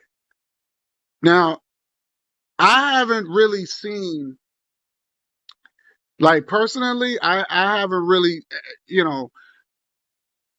But my question is that if black people are so big and bad, then George Zedderman would still not be walking on this planet. All these that white boy wouldn't have even got away with killing non-black people in no church. I've seen black people even on social media said threaten each other, and when it came down to white folks, they don't have that heat.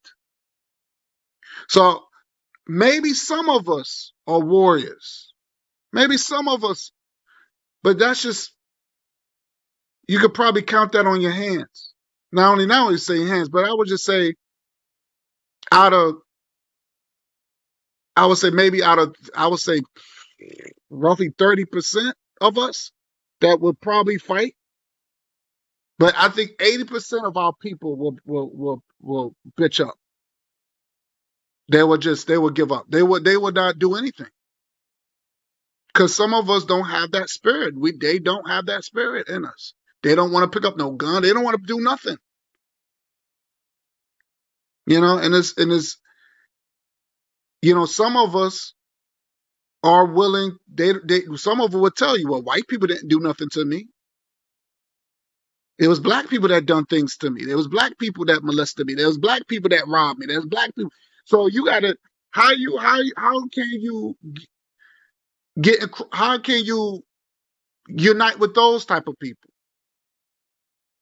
See and I'm speaking realistically. This is not no, yeah. I like to win too, but I got to think realistically. I'm a fighter. Shoot. I don't mind going into battle and handle things, but I want to know that I want to be around people that I know that I'm going to come out a winner. I don't want to do it, and then next thing you know it, like it's like we have this last stand thing. I'm not doing all that. I want to go in and I'm going to kick ass and come out and win. I want to win the whole thing. So it's good to have that confidence, and I like that. But the reality is, a lot of us don't have that. They don't have that spirit like that. They don't, you know. So when we Can dealing I with ask the, you? I'm sorry. I thought you had stopped. My bad. I apologize. I thought you had stopped. Go ahead. no, I'm about to tie it up. But I'm just saying the real, But my point I'm trying to make when I ask that question, A lot of us really wasn't prepared. If it like you said, it's fictional. Yes, it's maybe black, but technically it is happening somewhat. It is happening somewhat. It's just not legal. But I'm just saying, if the United States had, and that was just a hypothetical question because I saw the movie, and I was just like, but if you listen to the people, they're not prepared, or like you said, like you had one guy, he's scared. He was just like, they got robots. They're on some Terminator shit. Like you got black people are scared, brother Bakari. That's what I'm saying. You got black people that don't have that spirit. And a lot of them have to do with the turning of the cheek and all this other stuff. A lot of it is indoctrinated fear. And I'm speaking reality. You can't say all black people think the way you do. That's not true. I would like that. I would like for all black people to say, yo, we're gonna do this. I'm ready. And we're gonna, we pump, let it bring it on. No, you didn't hear that. You didn't hear that. You didn't hear that. Go ahead, brother Carly. What you gonna say? I just want to ask a question, right? A couple questions. So if religion is the problem, and religion people, regardless of how they feel they gonna win, they believe they can win. And we don't believe, well, not me, but a lot of our people don't feel that we can win. Maybe more of our people should join something where they think they can win, regardless of how you win. If people in religion feel they're winning and that's going to win, and Ruby can tell her story, maybe more people can win that. And that's just one question. The other question is when we talk about unity, and we have given white people a pedestal of platinum and have given ourselves pedestals of shit. And that's why I ask about do we remember Charlottesville, Virginia? And not just that, we can go on back. Do you know where the term redneck came from? They are not as united as we think. Trust me. Do you know where the term redneck came from? Not because they were in the sun getting their necks burned by the sun. The term redneck came from white folks poor white folks who didn't like the way rich white folks, certain white folks was treating them, and they went to war. That's why those people, the ones with money, start giving and putting certain jobs in areas where poor white people could get jobs and build themselves up because they were killing each other. They are not as united as we think. They are no different than us. If we truly study them, they are known different. Why you think them Trump folks in them? Why you think them Trump folks and them Biden folks was going at it? They are not that united. They are not. But they're not gonna have our backs. They don't like No, us. they are not. So I don't. No, I ain't saying they don't have our back. Mhm. That's not what I'm saying. What I'm saying is, we see. I believe we think all 200 million of them is going to fight the 1 million of us that's willing to fight. No, sometimes one strategy can be because when they fought Charlottesville, Virginia, the black people went down there and got in.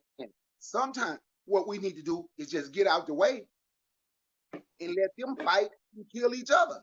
Because the Klan, that's why they ain't never around one another. Klan and neo Nazis, that's why they're never around. Them Aryan brothers, that's why they're never around one another.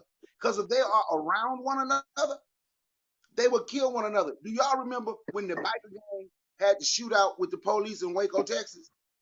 Do you know why they had a shootout with the police in Waco, Texas? Because white people called the cops on them for what they was doing to white people inside of that biker club. Now they will kill if we just get out the point. One of our strategies can be get out the way and just let them destroy one another. Because they gonna bring their own numbers down if we move. That's the point I'm making. That's true. That's true. Facts. Facts. And like I said, you know, you're right. I think that's one of the strategies. And like I said, I'm always looking for strategies just in case. But reality is, none of these white people don't like us, and if they have opportunities to murk us, they would. And that's the reality. But yes, I think that's one of the strategies. That's why I don't get in white people's affairs. I don't care. Let them duke it out. You know what I mean? I don't get into that. You know what I mean? I think black people need to stay out of it. But unfortunately, you're going to have those black folks. They like to get into white folks' affairs because they want to be the so-called peacemaker, and that's what I hate about one of the things I hate about our people. They want to make peace among white folks, but they don't want to make peace among their own people. So I think that's what irritates me. Um, Hey, guy, can I say Go something ahead, real brother. quick? Go ahead.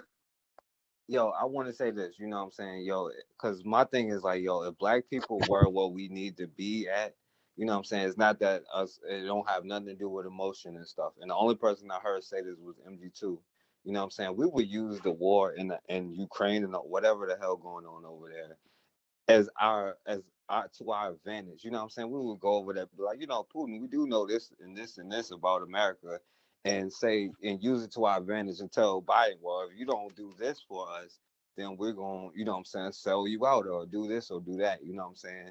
But the last thing I want to say, hey Bakari, to be fair, you know what I'm saying, you didn't answer his question. Like, how many Terminators are there out here, my brother? I have no idea, but according to him, can't nothing stop the Terminator. But I don't know. I don't know how many. I know. I want to say something. Okay, so we came on this show to give examples for what we would do for the purge. The purge in the movie, it only lasted 12 hours. It- it- we couldn't hide in the woods. We couldn't hide down there where it behind that in the sewer. We couldn't do nothing. So we just a defeated foe. But I do know for a fact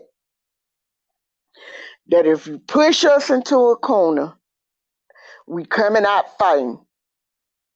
Period. And I just don't understand this kind of defeat talk right here because I, I don't understand it. I don't hear folk around me talking like this, not down here. I guess we never really had these conversations. But when somebody push you into a corner, it's just natural that you're going to come out fighting. You're going to fight or flight. And more than likely, you're going to fight. And Yo, in the preach, Erica. Like, yo, people don't even realize, like, yo, it was times in this country where black people had to hide in swamps with like snakes and alligators and everything like that. And we talking about the purge as if it's not real. But yo, my bad, Bakar. no, and I was just gonna say, since we talking movies, and in the movie Bushwick, actually, if we can, y'all can ever find it, because they took it off Netflix. If you look and see who they were attacking first, they were attacking white people. It was the black gangbangers on the streets of New York City that decided to come together, and that's who was able to defeat the white militias to help folks get away. Was the black gangs, was the black street gangs, because they had all kinds of ammunition. And that's who defeated the white militias to help people get away. I saw it. So are you saying so basically are you saying that collectively we are prepared if because our instincts would take over? Is that what I'm hearing? I'm Yeah, saying when you pushed into a corner, you're not just going to stand up there and take it. You're going to get that adrenaline rush and you're going to fight. And more than likely, you're going to beat their ass. Now, you're going to have some fallen soldiers. That's just a given in any kind of war. But God done put it in all of us to fight. Whether y'all believe in God or not, He done put that in all of us to fight. To fight. You going to fight. Yeah, it's when it comes to survival, and like what Forecast said, they was um the slaves and stuff was hiding out in the swamps and all of that. They didn't have weapons. They had barely had on the right kind of clothes and shoes and stuff. No shoes. But when they was running and stuff, that's a prime example. I mean, what the fuck? Have we forgotten about that?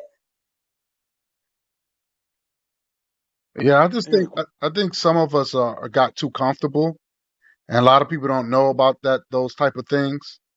And I think, like I said again, I think we need to start teaching, our youth as well as the people that's our age about the art of war. We need to start really, really preparing, if things like this, because a lot of them don't know about this information. They don't.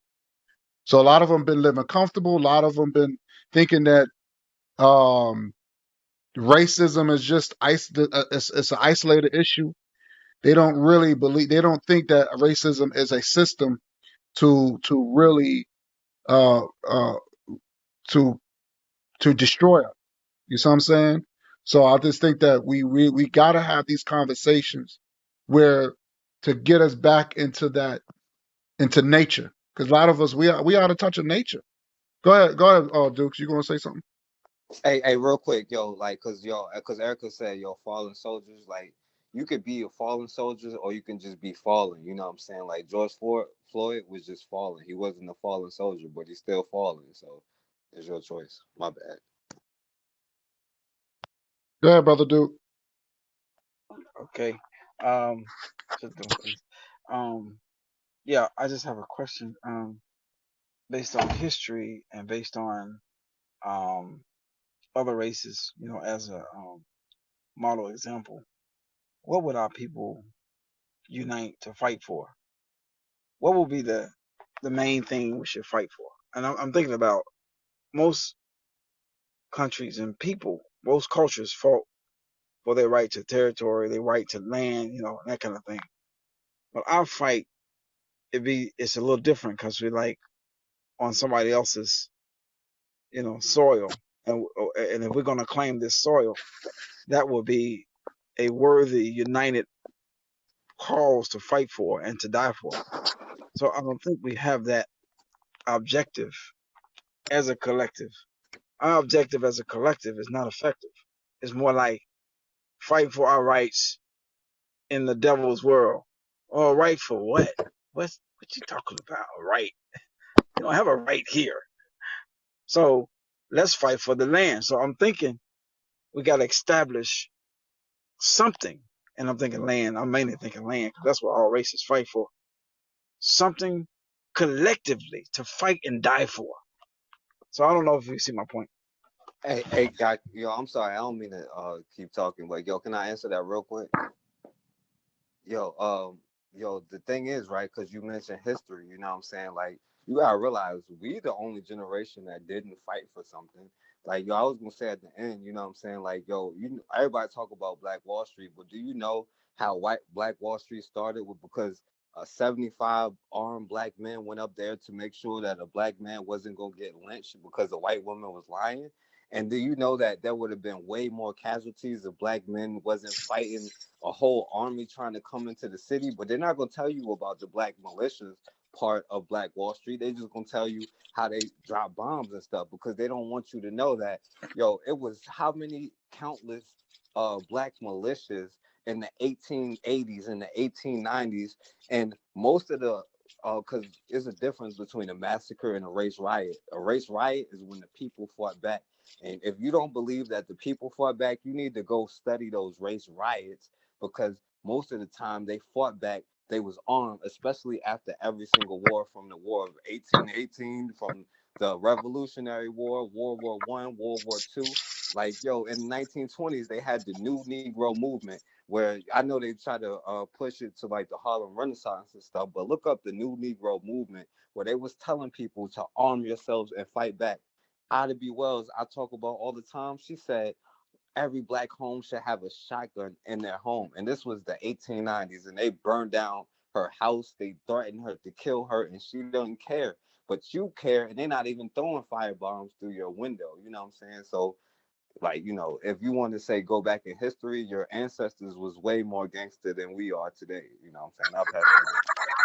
Good job, forecast. We don't. You know what? That's up for me and you because we. Guy just mentioned the book. We will shoot back. That was a good job, guy. So it's up for us to tell the people how we fought back and mention victories that we had. Because I'm gonna be honest, man, it's just too much doom and gloom when it comes to our people. in the way we talk about what is going to happen, it's just too much doom and gloom. So I'm gonna be honest. I'd rather die on my feet than live on my knees. Man, we may as well just lay down. If we really feel there is nothing that we can do, in all honesty, why are we even talking about those people who think it's nothing but doom and gloom? Why are they even talking about coming around and being together and uniting? There's no need, because you can't hide in the sewer, you can't hide in the water. I've been out there when a drone came over after they killed Rashard Brooks, and after they burned up that West End out, they did, some white folks did a drive by. See, they ain't talk about that on the news either. I think that was 2019. White folks did that drive by while people was popping fireworks for Juneteenth, and they hit a couple people in the leg, but black folks bust back. But I went down there the next day. Soon as I heard it, like shit, they doing that. I went down there. They came with their drone, and we saw a truck with two white boys in it. And I saw black folks go out there. Yeah, we were unorganized, and they had too much spirits in them to have those type of weapons. But I can say this: if we don't go deal with our people, we won't understand what they are. And I saw how motivated they were. I saw how they listened when we went to talk. And when them two white boys came, I literally saw them go out there with their shit and make them white boys put their shit in reverse and go as fast as they can, getting away from there. I saw that, but in that process, I did see a drone, and it came like right over us, all of us. I'm like, oh, they got drones flying here. But I've been out there when that happened, but I've also seen us in the 21st century run a few white boys off, think they finna come back through after they had already done a drive-by a couple days early. You know, I wanted to add something. This has been a very good topic. I'm just want to thank everybody for coming through. Because a lot of people, we're not, we're lot of us. Like I said, people on here shows me y'all like y'all warriors. You know what I'm saying? And I like with me, I'm not afraid of no man. I'm with that smoke. I'm just want to put that out there. Um, but I'm gonna say this: we need to start practicing flying drones. That's another thing. We need to start arming drones. You know what I'm saying? These are the things that we can learn, right? Since they can have drones, we could buy drones. They got a good drone that you could pay for like $300. We got to start putting our money where our mouth is. You know what I'm saying? Go ahead, brother. Can I get You going to say something, dude? Go ahead, brother. I'm sorry, cause y'all. I just want to get a brief answer from somebody, especially Bakari. What are we? What are we? 10,000 fearless. What are we gonna fight for? What are we fighting for? Freedom in America. Hey, can I answer that? Hey, Dukes, what do you want, yo? I own Are land. you good right now? I own state. I own territory. I own government. I own Congress. I don't want to keep on going down, but I own Constitution. Well, that's what my brother Okay, do. so do you think 10,000 people can do that? They got to start off. They got to I start mean, I'm off. just saying, do you think 10,000 people can do that? I'm just saying, yes or no? Yeah, of course. Our people, we got to unify. We don't have a unity. So So you saying no, I'm you saying, don't think we can do that? no, I won't say we don't. I don't. I just don't think that. What I know for sure is disunity ain't gonna make that possible. Unity is gonna make it possible. So you do So think that it'll work though? yeah, but by way of a developmental process, we're developing into an army, going underground, learning our own everything, survival beyond survival, but the ability to be sovereign. Just Okay, thinking sovereign. but listen though, my brother, and don't take this as disrespectful, but if you listen, you answered your own question. So like, why would you even say like, what would we do? You know what I'm saying? When you know what the answer is already, you know what I'm saying? We all know what the answer is. You know what I'm saying? The key is to get the people to do that. You know what I'm saying? It's not to keep asking why or what will we do. Like, yo, we answer. I can go back to 1890 and get that answer for you. You know what I'm saying? Now we need to start saying, how do we get the people to do that? Like, because you have the answer. I can ask you how to do that yourself, you know? You know what? I believe we are more unified than we're given credit for. Look and see how we vote. I just agree with Dr. Amos Wilson. We need to be organized, and that's what my next one gonna be about. Now that we're starting to unify, you think the few people that has come on and say they want to be and they want to talk about Team Black and understand what we're doing, do we think those are the only one? Hell no. We just have to be more organized now. So when we start saying we're it's so much disunity, that means you're expecting all 45 million black people to get on board. I don't expect all 45 million black people to get on board. I expect the ones who want to be on board to get on board. I expect the ones that want to unify, they're willing to do what it takes for us to be free. You understand? Those are the ones I'm expecting. I'm not expecting everybody. And so as long as you're expecting everybody, we're gonna always say we're not unified. So right now it's three, six, nine, 10 people on this panel, and we got some down in the bottom, 13. So that's some form of unity right there. We just have to be organized. And trust me, we are not the only ones. You understand? If disunity, I'm gonna say it like this: if not being if you can't conquer something, not being unified, explain to me how white folks came and conquered what they call the New World. Because the British was fighting with the French because of what the French enslaved them for 200 years and took their language and fed them chitlins. I want people, and yes, I'm gonna say it chitlins because I want y'all to understand why they gave us pig intestines as a survival food during slavery, because they had to eat it when they were oppressed and their language was taken from them in their own country. So they didn't like one another. Spain and Portuguese was fighting. All of these countries were fighting one another, but they came and they conquered the new world. We keep looking for reasons to say what we can't do. But see, one thing about this man's military, the word can't is not allowed. We can do whatever it is we want to do. Stop looking for everybody. If we ready to do that, let's do that. But you say you want some land, your own territory. I'm gonna be honest. If we feel we under threat, why do I want some land to be right next to them? If I'm gonna be around them, I want to be somewhere when they want to attack. I want to go tear up their $1 million places. I want to go out to Buckhead. I want to go to Country Club of the South. I want to go to the millionaire areas out in New York, the millionaire areas out in Philly, the millionaire areas all across this United States where they people live. Soon as they start attacking what we would call the hood. So since we soldiers and now we gonna strategize. Soon as they start tearing up where our people live, we gonna go start tearing up where they millionaires live. And if you're scared, bury your head.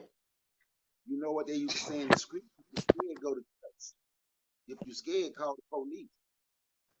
Hey, I'm just Erica. saying. Wait, hold on. We got somebody else on here. Nia, you here? Yeah, just listening to the conversation. I just kind of came in the room, but I don't know what you guys have said before. But for me, before you fire a single shot or do whatever, I know it might just be not literal. You may not literally be saying going to war. The first war we have to battle is the mindset. I think we have to first. We've been indoctrinated into white supremacy, as you know, just generalizing. And so, if we were to go to do it today, unfortunately, so many of us, we'd have to be fighting people that look like us because so many of us are carrying around a lot of anti-blackness and self-hate. So I think that's the first thing. Before you pick up anything, we have to reprogram that brain so that we can see each other in the way that we should be seeing it and think through things the way we should. But um, I definitely think you're hearing more and more people really start to do more than talk. Because, like, I'm beyond talk. If you're going to get something done, you just do what you can do in your community. And I agree with you, brother. There are a lot of people doing work.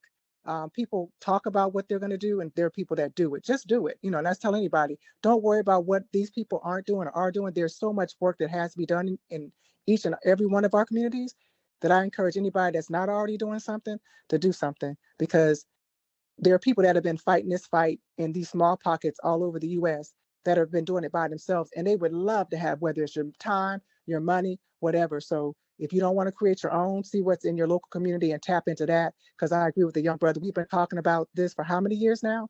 And there have been people doing the work, but the majority and masses of us have not done the work. And I agree they probably never will, but we need more people on board. And again, for me, it starts with that mindset. We got to reprogram ourselves. We've been indoctrinated, and that's got to change. And we have to be equipped uh, militarily to defend ourselves. But I think first that mind's got to change. Otherwise, you're going to be killing a whole lot of people or fighting with a whole lot of people that look just like you, unfortunately. You made a wonderful point. Excellent point. Excellent point. David, brother David, brother David. I don't think you can hear me. Okay, who's Tokyo? Who's Tokyo? What's Oh, up, what's up, y'all? y'all? Oh, what's up? Oh, what's up? So you here's the question I wanted to ask you, right? The question is, I don't know if you ever saw none of the Purge movies, and pretty much everybody answered. Yeah, Do you believe black people are more prepared if there was an annual purge in United States? I can't speak for like all black people at all, but I can speak for myself. Okay, are you prepared? Yeah, I think I am for the most part. Okay. So what would be your strategy if you had the white militias and all that stuff coming at you and your family? Like what would you do you have enough weapons? Do you have a Yep.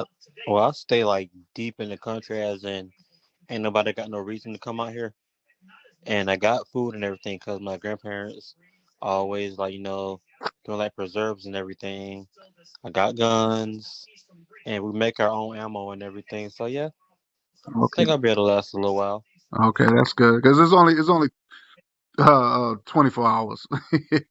so Yeah. so Yeah, so all that ain't gonna really be necessary there, what I just said.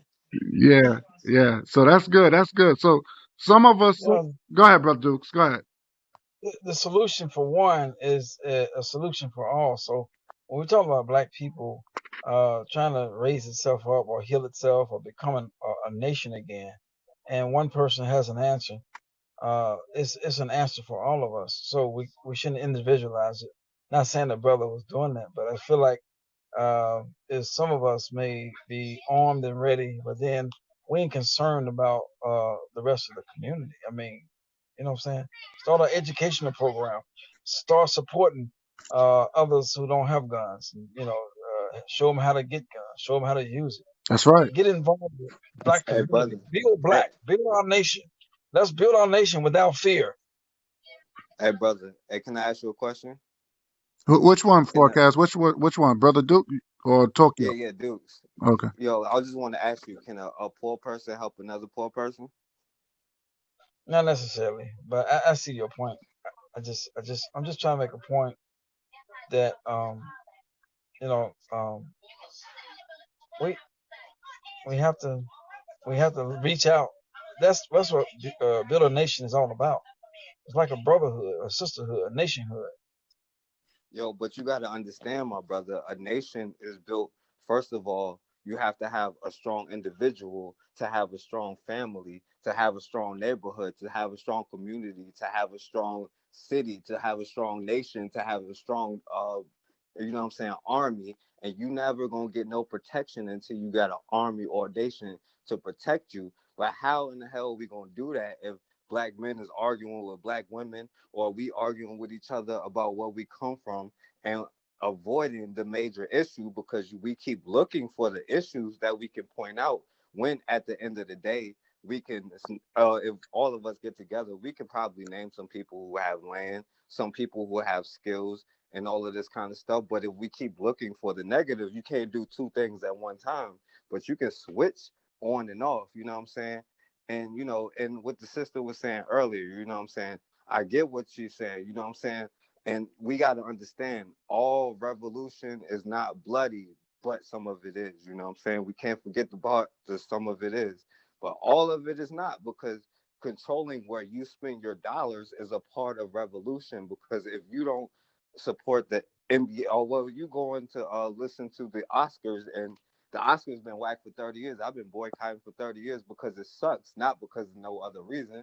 You know what I'm saying? But black people is caught up in the Oscars. So how in the hell you can control your dollars and you talking about some other than that?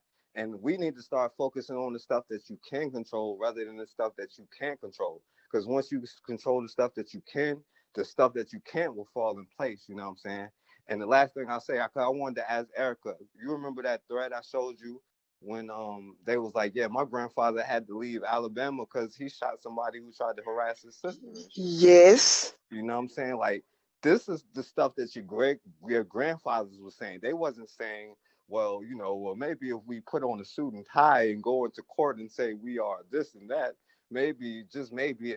And even then, because people say, oh yeah, I understand that for whatever ideology they follow, well, we're still going to have to fight. So why are you even having this discussion in the first place if you're still going to have to do the same thing no matter what you have, what you identify as? You're going to have to do the same stuff. And the problem is when you say, well, I'm a Sioux Indian, how am all of this, like, why would I sign up for a militia for the Sioux Indian? But if I be like, yo, we as black people, that means Ghanaian, American, black, whatever place that you're from, that means all of us. So why would I suit up for the Sioux Army when I'm not even Sioux, but I know I'm black, so I'm gonna fight for that, you know what I'm saying? Or whatever we want to call ourselves, because I'm not tied to no thing. We can create that, but we don't even get into that mindset because we want to be like, well, their armies, they have tanks and stuff, you know what I'm saying? But you can't even self-define.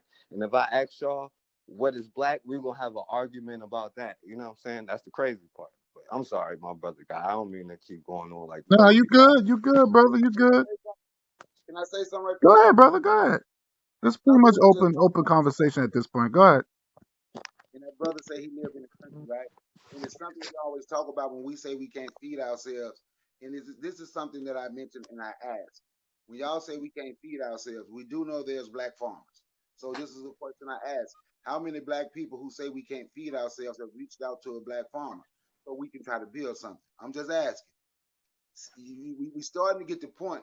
We keep saying what we can't do and what we don't know how to do and what we're not in position to do. But have we even attempted to get ourselves in that position? You understand what I'm saying? See, it sounds good, right?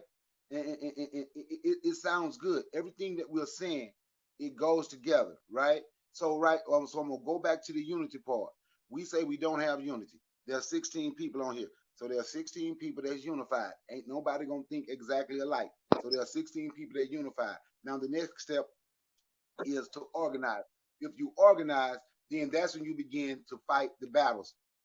That's when we began to say, you know what? Like me, I don't boycott. I boycott nothing. It's just shit I don't do.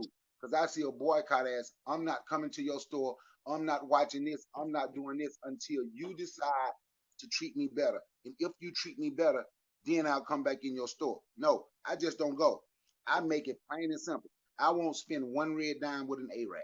That's a fact because of how they are. Not spending money with certain white people. With white people, that's one thing because they own so much here, right? So then I go to the point. I don't eat Mexican food. I don't spend money with them, with these Latinos, because I have been in business and I see how they treat black businesses. So I don't spend money with those people. It's not a boycott. They just don't get my damn money. It's just that simple.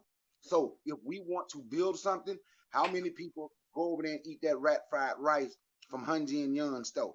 You understand what I'm saying? Then when you go in there in your neighborhood, they don't have none of you. But we'll still go eat their rat lo mein, their vegetable lo mein, their rotten vegetable lo mein. Because if you ever get that cabbage, you know why the cabbage is so flimsy, because it's rotten. They eat food out the trash. I'm just telling you what I know. You ain't got to trust me. Ask them. But we still go spend money with people that won't give nothing to you. And then we're looking for somebody else to boycott. I've been saying this for years. Long as I've been on YouTube and now on fan base, I don't go to these places. I'm not asking anyone to boycott with me. What I'm doing is I'm showing us, I try to show the stuff that I talk about is how I actually live my life. So if we want to make a change, like the sister said, Neil Melody, the first one's gonna start, it's gonna start in our mind. That's where it got to start. So you have to have a winning attitude. You have to stop, as forecast said, and something I always say, stop looking at the negative. You got to stop looking at white people as being the most powerful thing on the face of earth. Actually, we, not them, Mute your mic, not forecast. Mute your mic. Go My ahead. bad. That's all right. not have made them God. Because every time we say something, we talk about their power, we talk about their strength, we talk about the supremacy that they have over you, we talk about how racist they are. And everything y'all saying could very well be true. But I'm going to say it like this: we have made them God. We even speak on it in the public, how we can't do nothing with them. We don't care how many of our kids hear us talk Hmm. about how strong they are, and there is nothing that we can do. So when we talk about the next generation, we have to look at ourselves and like, damn, what are we teaching? What are we telling our kids? We telling our kids we can't do nothing. Even down to the point when we talk about the school system. A question that I've asked: if you got kids, or you got, I'm 50, so if you got kids, you got grandkids, you don't like what they teaching in school. How many of us have gone to the school to tell the school, I don't like what y'all teaching. I don't like what y'all teaching in history. I don't like this Black History program. Michael Jordan, Halle Berry, Michael Jackson, and all these entertainers, Sidney Poitier, Harry Belafonte, all these people. That's not Black history. This is what y'all gonna teach us for Black history. When I do my show later, I'm gonna talk about when I did it, and I'm gonna read my son poem because they let him close the show. And at the end of it, he held up his black fist with his red, black, and green shirt on and screamed Black Power. So the point that I'm making is, how many of us do these things? Good question. I got some more people came on there.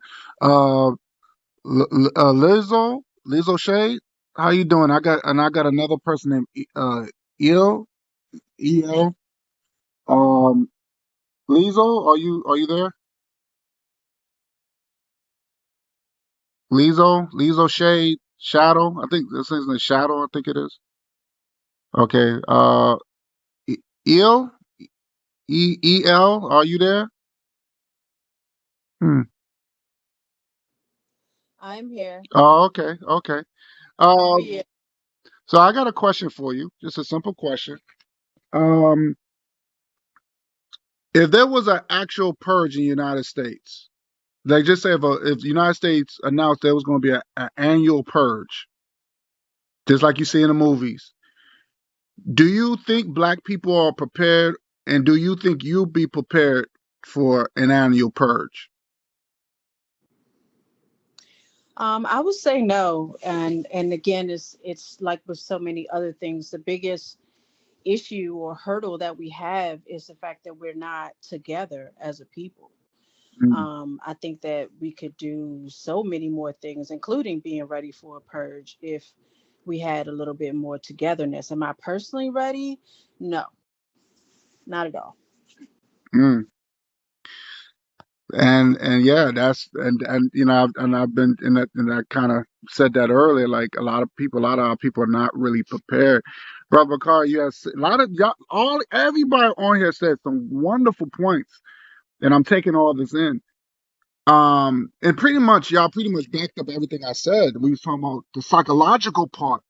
Um, and brother, like I said, brother Dukes made some good points. I'm not gonna say he didn't. Brother Bakari definitely made some good points. The sisters on here made some good points. Um, so you know, Nia, Ruby, Erica, Il. Is your name is your pronounced Ill or E-L? How you pronounce that? L, L. Okay. L. Okay. Sorry about yeah, that. Sorry about. So I think all y'all made some wonderful points, and it goes. It pretty much goes in because I was saying that our people are so psychologically damaged, where that our school systems hasn't really prepared us about our warrior heroes and stuff.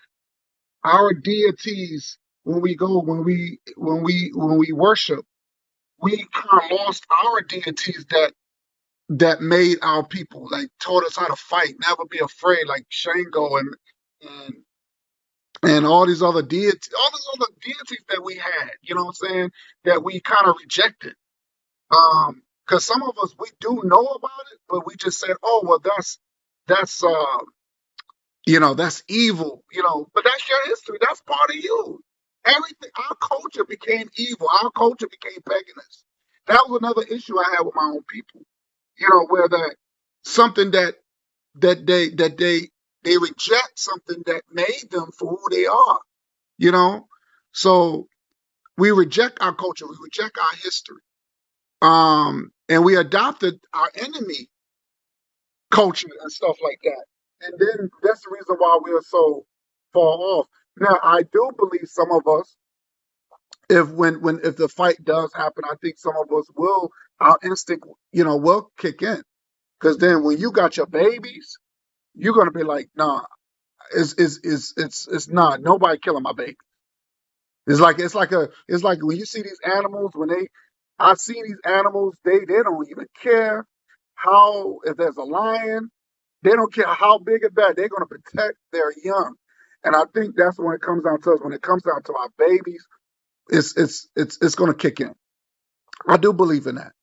I do believe also too, if we're gonna get into social media, we need to start learning certain things. We need to start learning how to at least like I was saying, how to fly a drone, how to how to hook things on a drone.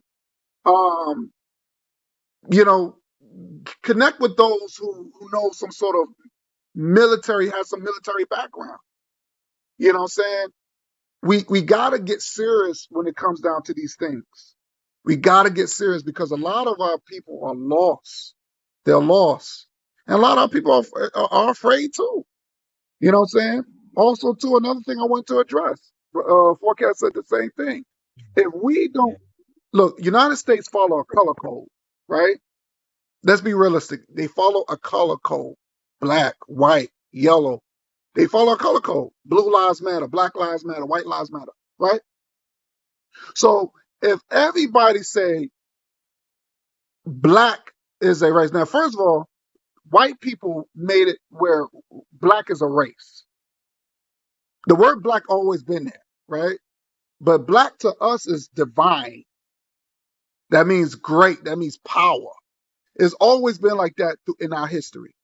But of course, white people took it and made it ugly and it said it's bad, evil, wicked. You know what I'm saying? According to their definition, which is bogus.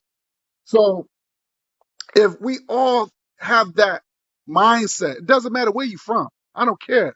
You black, we should be together. You know what I'm saying? Hey, come, hey, work, hey, work for me. Hey, live with us. You know what I'm saying? We should be like family, and that's how we should ball. We should use that as like Brother Carr said, as a team, and that's what we need to start building on. Stop looking down on one another because somebody come from somewhere else, or or they have a different ideology and all this other silly stuff. Our focus and our power is our skin complexion, and that's the power. And we need to start doing that because everybody is on board except us. So if something goes down, most of us, half of us, gonna be wiped out. And that's just facts. We could talk big and bad now, but if the actual business came upon, if there was an actual purge. I don't know, man. I don't know. I think half of us will uh I don't know. Half of us will abandon ship. You know what I'm saying? So, and that's because it's the psychological damage. We also too need to have, and I have to stand on Dukes with this. We need to have a second home. They said Liberia was something that our ancestors have found over there in West Africa. We need to start building over there. I'm not saying everybody need to go over there, but let's start building over there, connect with the natives over there, and start building over there. You know what I'm saying? Wherever money that we get, I'm talking about those who got the bread can, what I'm saying, and as a matter of fact, you probably don't need much, but just enough where you could just start building something. You know what I'm saying? Yeah. So something happens, we have a home to go to. We don't have to be stuck here all the time. You know what I mean? That's what I've been trying to say. So we can connect with our brothers and sisters over there in Mother Africa. That's all I'm saying. So, because everybody else is connected to their homeland, I don't see why we can't do that. I just don't see why we can't do that. So, there's also I'm just throwing out solutions. That's all we're saying. We just I want us to be focused. That's all I'm. That's why reason why I did this this fan base because I want us to be focused. But as you can see, brother, I hope Brother Bakar hear me that a lot of us are not prepared, and he hears this. A lot of us are not. And that's what we need to be on board. We really need to be on board. But I don't Can want I to. say Go ahead, brother. Go ahead. one thing? Okay, okay. I An have ant mount, an ant mount that's from Africa. If you took the mount and you took it to China, wherever you take it, or you put it in, take it, you bring it to America, you put it on the moon. Wherever you take that ant mount, wherever it's nature, wherever it's from, it's still gonna build and be what it is. It's gonna stay whatever kind of ant it is. It's gonna stay what it is. And I say that for a reason because, of course, that's supposed to be Liberia as a reference to that. The Liberia idea, the idea of going over there. We were naturally here too, so it's just a matter of see, I don't approve nothing that they say. Anytime a European has an idea for us, I don't think it's the best thing anyway. Why we can't choose what's best for us? I know we got to fight, but I'm just saying. So they approve that. When they approve something, I question it and I look closely at it. There's got to be something wrong with it because there's nothing that they approve that I approve. But I'm saying you're right. We should take opportunity to do that, but we should build here too. Uh, Unless we feel like it's hopeless. The building does start in the mindset. The little sister said earlier, I believe our minds, has to be worked on. Our spirits, our unity, caring and sharing and building, economics and culture and everything else. All of that has to have a starting point. But we can Hey, do that here, I hey, feel. yo, can I Wait, wait, can wait, I wait, say wait, something wait. real And let me, quick? let me Well, just say the last part. hold The on. last part. Hold The on. last part I want to say. Right. Uh, Go I had come to a conclusion that one of our biggest problems in our disunity is when we look at those who have the greatest, and this is the way I came. This is my conclusion. The greatest potential power as a black person will be the politician, the teacher, and the wealthy, the rich black, the politician is black, and the teacher. They have a potential power, but they're not. They're serving the system and the European. They're serving them. So this is where the problem is. These are our greatest potential solutions. So we have to replace them as leaders. We got to replace them. We got two Okay, more. Hold on, brother Carl. We got two more people here. Kappa and Harlan. Kappa, What's going on? how you doing, brother? Now, I'm doing good. But I wanted to answer once everybody else go through. oh, okay, okay. All right, go hey, ahead, yo, brother guy, Carl. can I say something real quick? All right, go ahead. Yo, I want to say this, yo, and I'm not trying to pick on my brother Dukes, you know what I'm saying? It's just I guess it's the right time to say this, but like, yo, for me, I'm not a ant, or you know what I'm saying? I'm a man, you know what I'm saying? Like my stuff, I define my own reality, you know what I'm saying? I don't care what nobody else says. If I say it is, it is. If they agree, they agree. If they don't, they don't. You know what I'm saying? Like I'm not gonna be like, yo, I question it because he said. No, I know that is a fact because I say so. You know what I'm saying? And that's number one. And I just want to say real quick, yo, Bakari, let me ask you a question. Do you know what the phrase like Mabutu Mobutu mean? Now Mobutuo mean? Do you know what that means? Mobutu. Nah, Mobutuo. no, I don't know what it means because Yeah, I'm that's thinking of. because we wasted a whole time. This another day where because y'all afraid of revolution because that's a part of it. Because if we could have assigned a meaning to that word, that means safe house. You know what I'm saying, or blah blah blah. But now we're saying, oh well, we can't be revolutionary because they have tanks, but we can literally do this.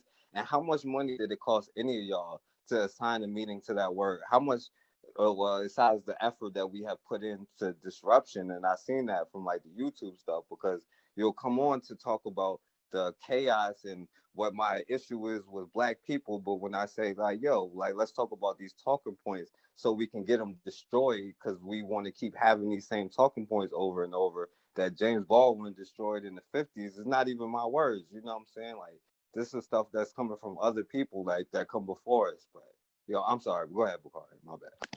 So one thing I want to say is right because I know how white people is not unified. I know that, right? So watch this. I'm gonna ask a question. Well, because I'm gonna give you my answer, and I know we can because I deal with these type of people. And it's not because they care about black people or like black people. They have their own agenda.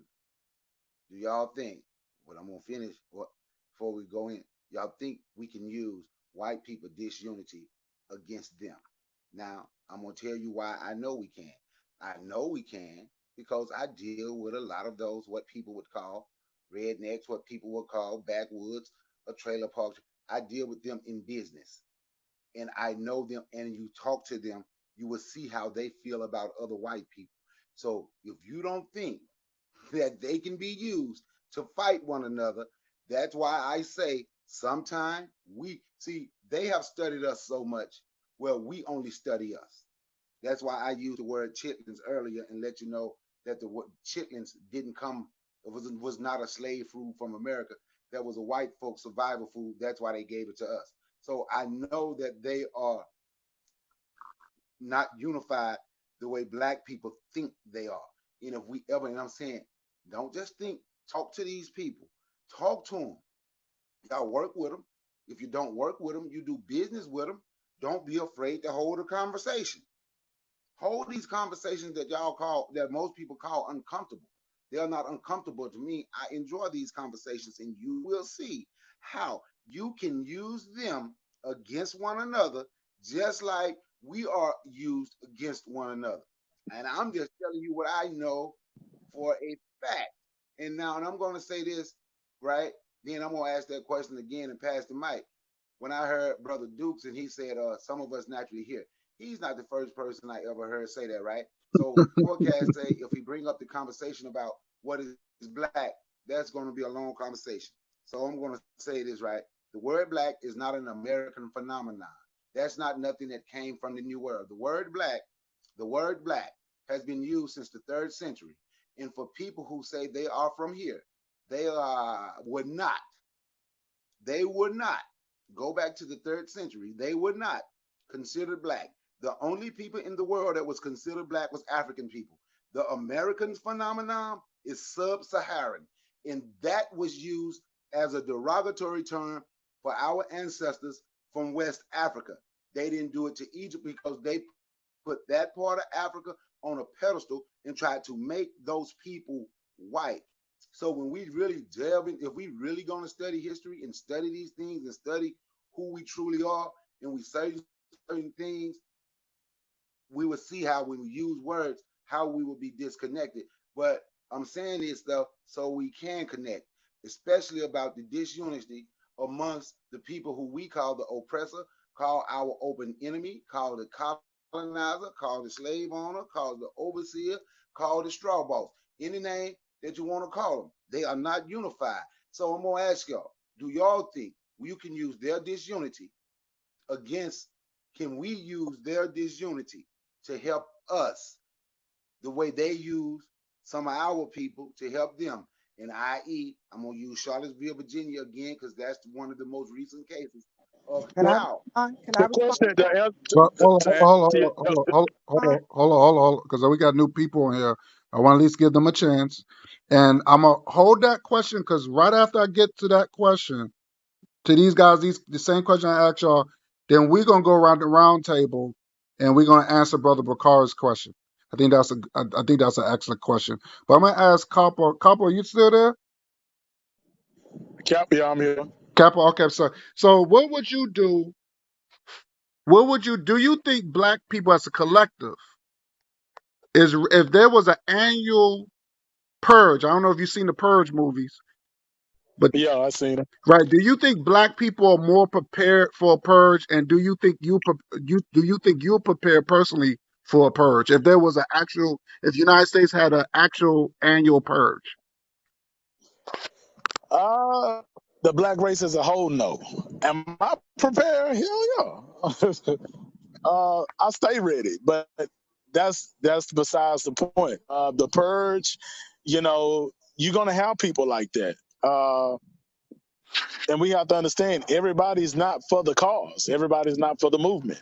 Everybody's kind of like what's that? What's the Jamie Foxx? What is that? The movie he played in with Samuel L. Jackson. Oh, you mean So Django? Django. So you know how Samuel L. Jackson he would. You know, we look at history, and I think what you call it said it best about the white people using their dysfunction and unity against them. That has happened. That's how things has was passed during the equal rights, if you want to say it, some rights that black people have that we not looked at. So you have to put all that into a perspective that you have black people that'll feel like house niggas, that they just not gonna do it. They want to protect the white man because they want to have that one upper. They don't want to be with the field niggas.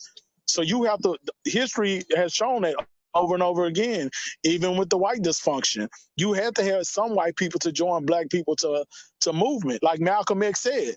Malcolm X quoted Malcolm X said, you use the white people to do your bidding, and we don't need them to be the face of our movement. They just need to be behind the scenes doing what we tell them to do. And that's how I view it. But we have to take that in consideration. Good point. Good point. I rest my mic. All right, guys. So back to Brother Bakari question. Um, Brother Bakari, answer that same question, and then we're gonna pass that question around. We're gonna pass it and see if anybody can answer it. Go ahead, brother. Do y'all think that we can use white people's disunity to benefit our cause? And if so, how? Anybody want to answer that question? Y'all can jump in. I'll answer it. If you look at history, only for a short period of time, because what they realized is, he said, I grew up around them. My dad was military, rich, poor, whatever, only for a short time. Look at what happened after Reconstruction in North Carolina. For several years, you had poor whites and blacks working together. What happened? The Klan and other white folks said, guess what? Y'all are white. So for a few minutes, because guess what? They have white privilege too. Even though they don't like each other, they like the privilege and the benefits they have. So if you can capture a small period of time, then yeah, but I wouldn't count on that. That's on a short look at history. That's the thing, people. Read our history and world history, because it tells you there's nothing new under the sun. Yeah, they did in North Carolina and a few other places, but guess what? Eventually, the whiteness overtook it because they understood that there was a benefit to being white, even though they were poor, didn't have, they had, they were they were living worse than some of the black folks after slavery, after Reconstruction. And when they looked over and saw these people that used to be slaves living better than them, and they were saying, hey, join us, join us. There's more of us than them. Guess what? Whiteness trumps. It's always going to trump. So yeah, you can do it for, if you look at history, only for a short window of time, and then that's going to wear off. So that can be a part of the strategy, but in my opinion, it can't be the whole strategy. And then something else you said I want to go back to about building. There are already people from the UK and the US, all over the West, going back to Ghana, the Gambia. I've been following them because I'm looking at investing and going over there. So what you're talking about, you got the Bag family in the Gambia building a compound to help Americans come over there, plus to give the Gambians uh, jobs and everything. So that's all what you're talking about is already happening. But what I understood from sitting in Clubhouse, I had an idea. Next thing I know, I hear the white woman. We got to be like they do. Move in silence. Any major move you want to make, you don't want to make it on a public platform. You want to find another way. We got to share, but be careful what we share, because I don't care what platform you're on, they're listening. So that was the one thing I wanted to say. So whether it's the Gambia, whether it's Ghana, there's initiatives. I think some folks are in Tanzania, because the government just gave out some monies or something a few years back. So no, I think maybe last year. So there are already efforts of people that are moving from the West going back to the continent. Some just to invest in property there and do, rent it out or do Airbnb. Others are actually moving back there and permanently staying there. That effort's already going on. It really got underway with the year of return, which I think was 2019 or 2018, something like that. That started it in Ghana. This year, I was talking to a brother in Clubhouse. He's over the committee in Liberia. They're trying to do the same thing in Liberia this year, I think June timeframe, if I'm not mistaken. So those efforts to reconnect with Africa are already underway. So if you want to be involved with it, you can start, looking up people. You got groups that are going out there together. You had a whole 200 people that had a staggered entry into the Gambia. So again, people, it's already happening. That's true. Facts. You're right. You're right. Absolutely right. Anybody else? Neil, I'm mad with you because you didn't talk on my panel yesterday. Erica, what about you, Erica? That okay. What's the question now?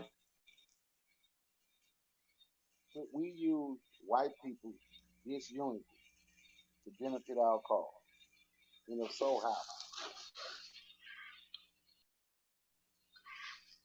I think we can, but only for a little while because I agree with um Nia Melody that history done proved that they rightness trump everything. So I think we can use them, but just for a little while. Don't depend on it, and we can't. It's not dependable. It's only for a little while. All right. Ruby, what about you, sis? I second and third that. Okay, so we got the sisters out the way. Now I'm gonna ask the brothers. I'm gonna Hey, go. can I? I'm gonna go with CJ. Hold on, forecast. I'm gonna go with CJ. Then you next. Yeah, I'm gonna keep it real. I really don't want assistance from white people. Now, I will say this. Um, I love white on white crime. Oh man, that's the best crime. I love to see white folks hurt and kill each other. I like to see interracial couples hurt and kill each other. Sellouts hurt and kill each other. I mean, hey, this is just my own personal perspective. Um, but as far as like white help, white assistance, um, I'm really not interested up in that. And I'll pass the mic on that. Okay, forecast is on you.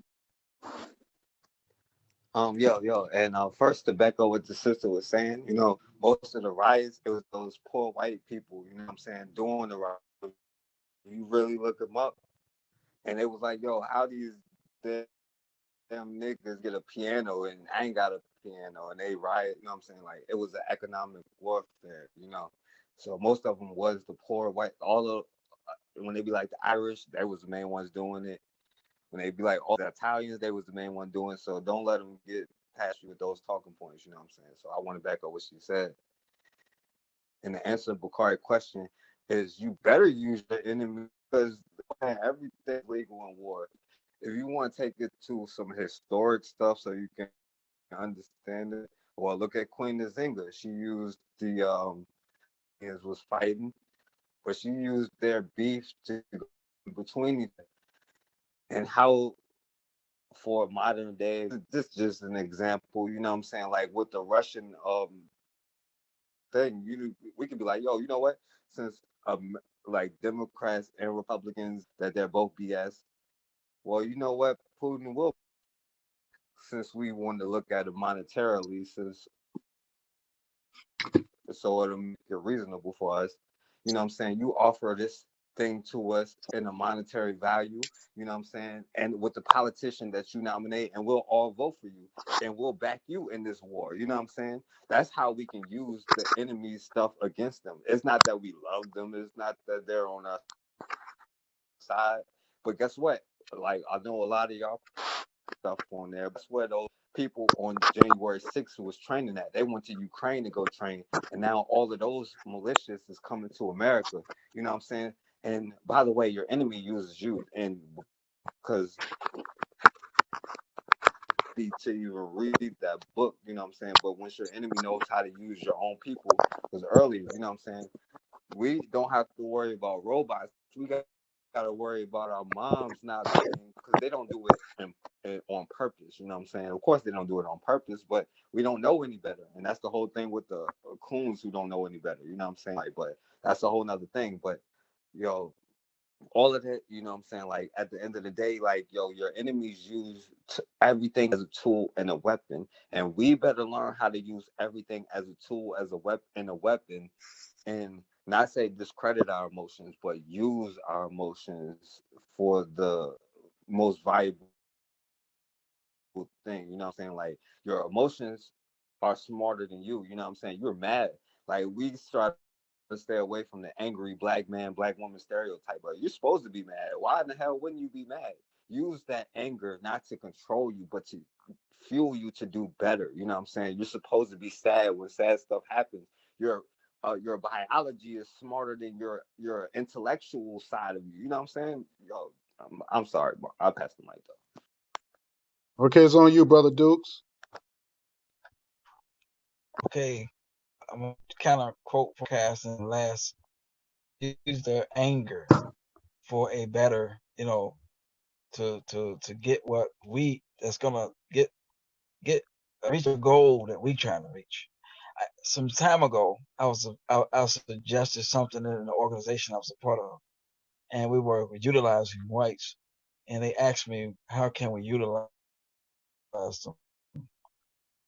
And I said, number one, first of all, find the ones who so-called have good intentions and wants to help, and they believe in reparations. And when you find them, you take the number of them and you say, okay, I want you to send to our Cash App or whatever uh, system we have, and you send it to it once a month, $5 or $10, and it's not going to be recorded. So if you're going to help us, then it's going to be from your heart. So send it every month, $25, unrecorded. You just be a part of that list to help us. We will tell people about you, but we won't say your name. So you do that. So when I made a suggestion, they thought that the whites wouldn't want to do it, even if they had good intentions. So that's the way I feel about if they're gonna help us or if they're gonna utilize them. It have to be in that fashion before I could approve it. So hey, $100 a month, send it to my Cash App, and as soon as you do that once a month, I erase your name. So don't try to get no publicity out of it because we ain't gonna do that. I rest my mind. Okay, brother Ghetto, do you think that we can use white folks to our advantage, Ghetto?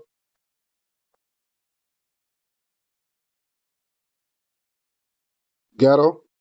He's there. Okay. Ghetto's not there. Something's going on. So, Brother Bakari, repeat the question again. And this goes out to Brother Rashid.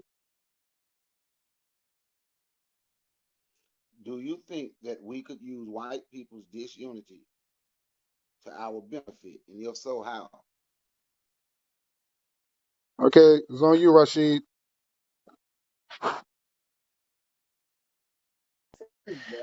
Yeah, pretty much I heard everything y'all was talking about tonight. No, Rashid, I agree with Rashid, did you hear the question? with the question. I was talking to my people. They were telling me something. We were saying, Go ahead. Repeat the question, Brother Bakari. I said, do you think that we could use white people's disunity against them? If so, how?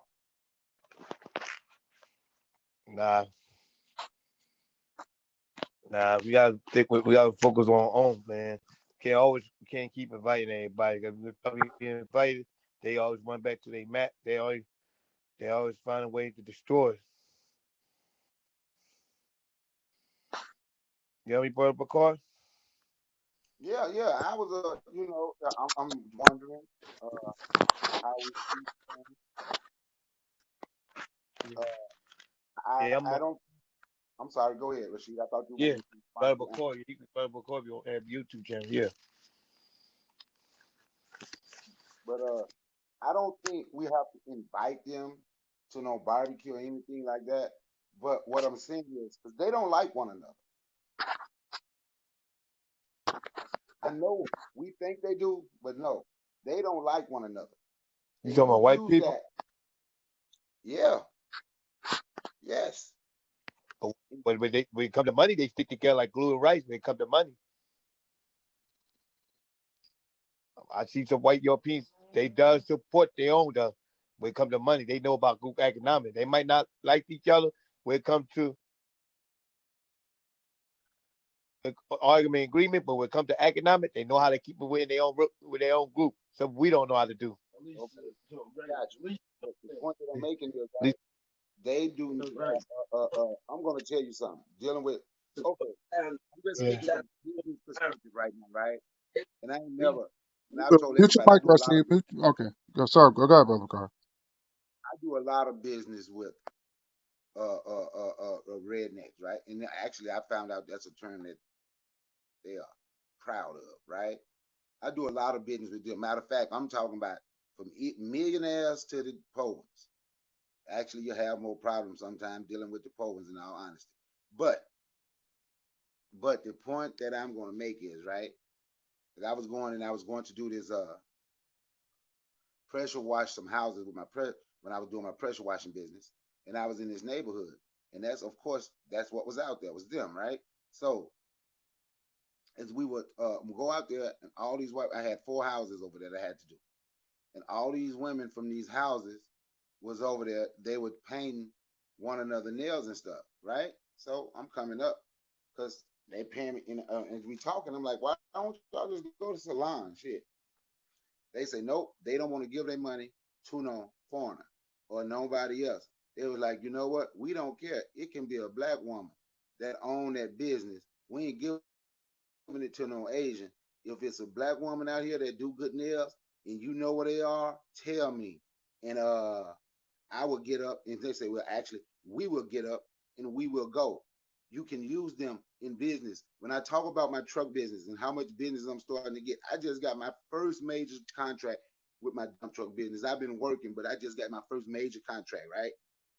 It's rednecks that call me that I know. Now watch this. Do I think they care about all black people? No. But indirectly, another black person with a dump truck is gonna benefit from them dealing with me. Cause I know somebody else with dump trucks. Get them a call. Or I'm gonna call them and y'all put them on. I'm not saying they care about the group, but since I'm in a position, so I'm using me personally, since I'm in a position where I can take advantage of what they're offering, I'm going to use that to benefit our group. I'm going to use that to benefit other black people that's getting into the dump truck business. If what I'm saying making sense, you understand? Now, eventually, if that fool around and they see that, damn, every number you gave me was a black-owned dump truck, and now we got 10 black-owned dump truck drivers out here, and ain't no white. So then they might switch up what they're doing. But you know what? I'm gonna use them until they decide to switch up, because I don't think like Neil Melody and like Erica Howard said, I don't think they're gonna like just do that forever. But if we can use it to our benefit, we use it to our benefit, and we just use it to the benefit run out. Good I don't point. know if that makes sense or not. Did that No, make good sense? point. No, that's an excellent point. Because Nia, she said the same thing, and Erica said the same thing too, and Ruby. You know what I'm saying? So yeah, that's a excellent point. I agree with you. I think that because they use us.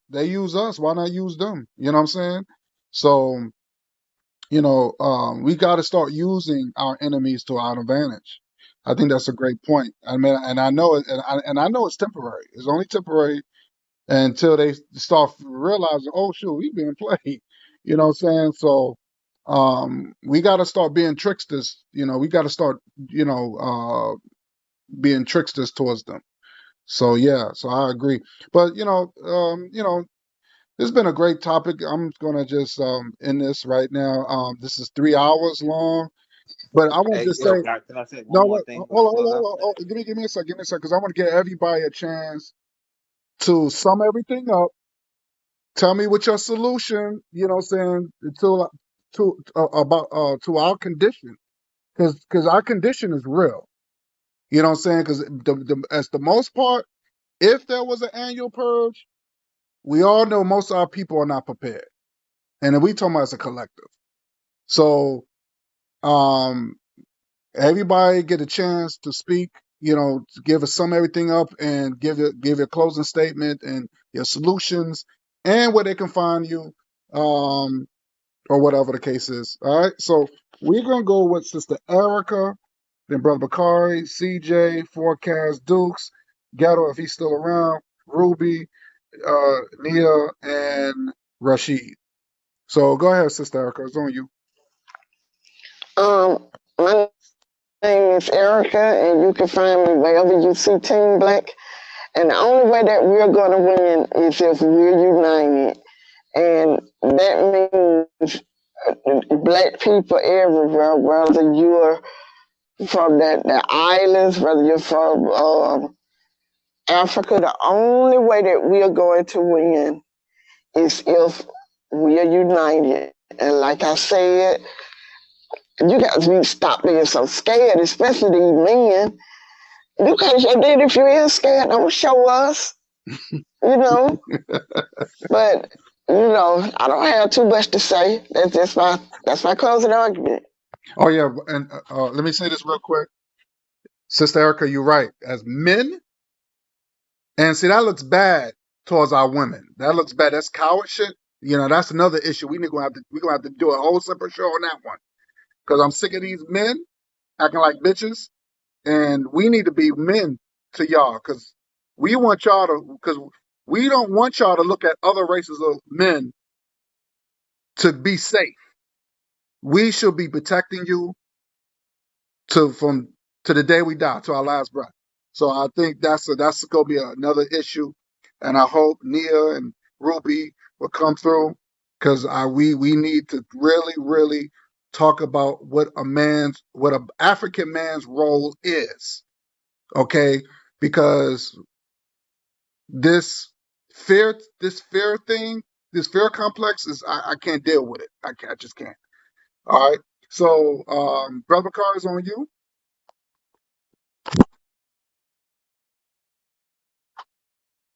Look, man, this was a great discussion. You understand? Excellent panel. Look, uh, it's good to link up with people here. And when we talk about unity, like I said earlier, this is somewhat unity right here. It was 16, it's 13 now. Two down in the basement, so 15 people, right? So now the biggest thing is to organize, right? So then once we organize, we must strategize, right? We have then once we strategize, then we have to start doing the work. Like the sister said, some of us is out here already working, and we just have to look for them and we have to find them. Yeah, I think we are more united than than we we think. I think it's more of us together than we think. We just have to search. It's hard, but I think fan base will help us. You understand? So when I come through, when I say Team Black, I'm talking about all of us. I'm not beefing with no black people as long as they're not coming, bringing drama and trying to confuse and change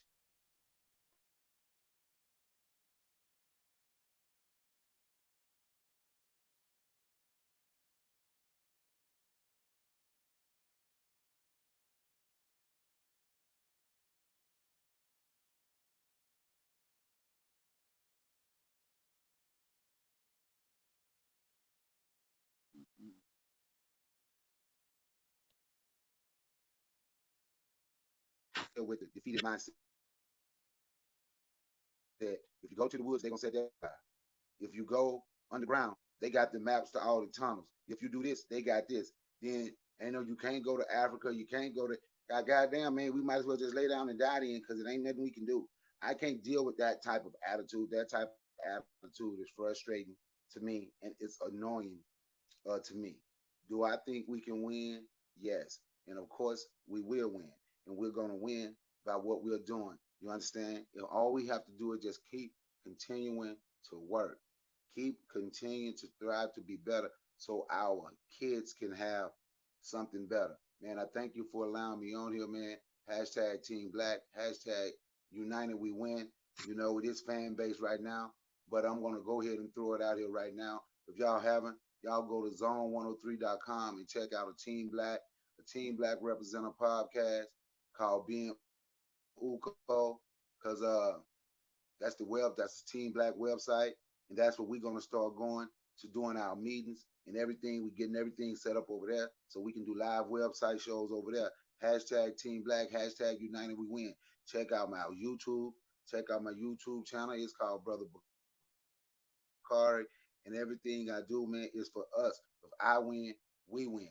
You understand? That's how we have to see it. It's not an individual. We are all individuals, but we have to work as a collective. Brother Dukes used the ant as a as an example earlier. Yes, we can use ants as an example. It's nature. We can use the bee. I'm talking about here, right? Use the ant, use the bee. Let's see how they work. But we can also look at the animals. We are men, black men. We got to step up and do what we are supposed to do. We got to protect our women and our children. And when we talk about women, our children, our elderly in our community, and we can't steer off and start talking about what they did to us in 1935, 65, and 75 while we are here in 2022 being destroyed. If you're not ready to step up and protect the sister, protect the queen, to protect our children, first teacher, protect our children, protect our elderly, protect our community, whatever you have to offer, offer that and get out of the way of the people who is ready to protect and make a change. And you know what? On that, peace and one love. And Nia, for real, you was on my panel the other night. You act like you was asleep, but I'm glad to hear you talk tonight because what you said sounds good. Peace. And Nia, Thank you. I just followed you, so just let you know I followed you. Go ahead, CJ. It's on you. Yeah, man, great show, great discussion. I believe, we always are people asking for solutions. And I gotta keep it real. I believe Brother Bakari gave the best solution, and that's confidence. Here's the thing. You're not gonna survive up in the purge. How are black people gonna survive a purge, a race war, if we don't have confidence? You can't even survive up in a fight if you don't even have confidence up in yourself. So that's very, very important. Now, see, like, okay, like even in school, you got the classroom nerd that always get picked on and, bullied and, gets robbed of his coat, his lunch, and in his lunch money, by the lunchroom bully.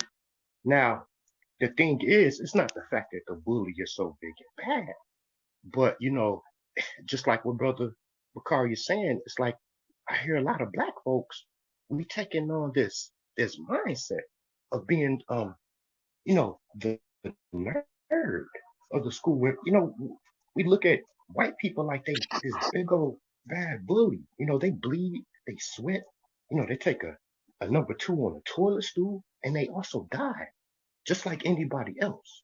So with that being said, it's all about confidence. We gotta have confidence and we cannot, you know, um, come up with all these excuses and lose the spirit to fight.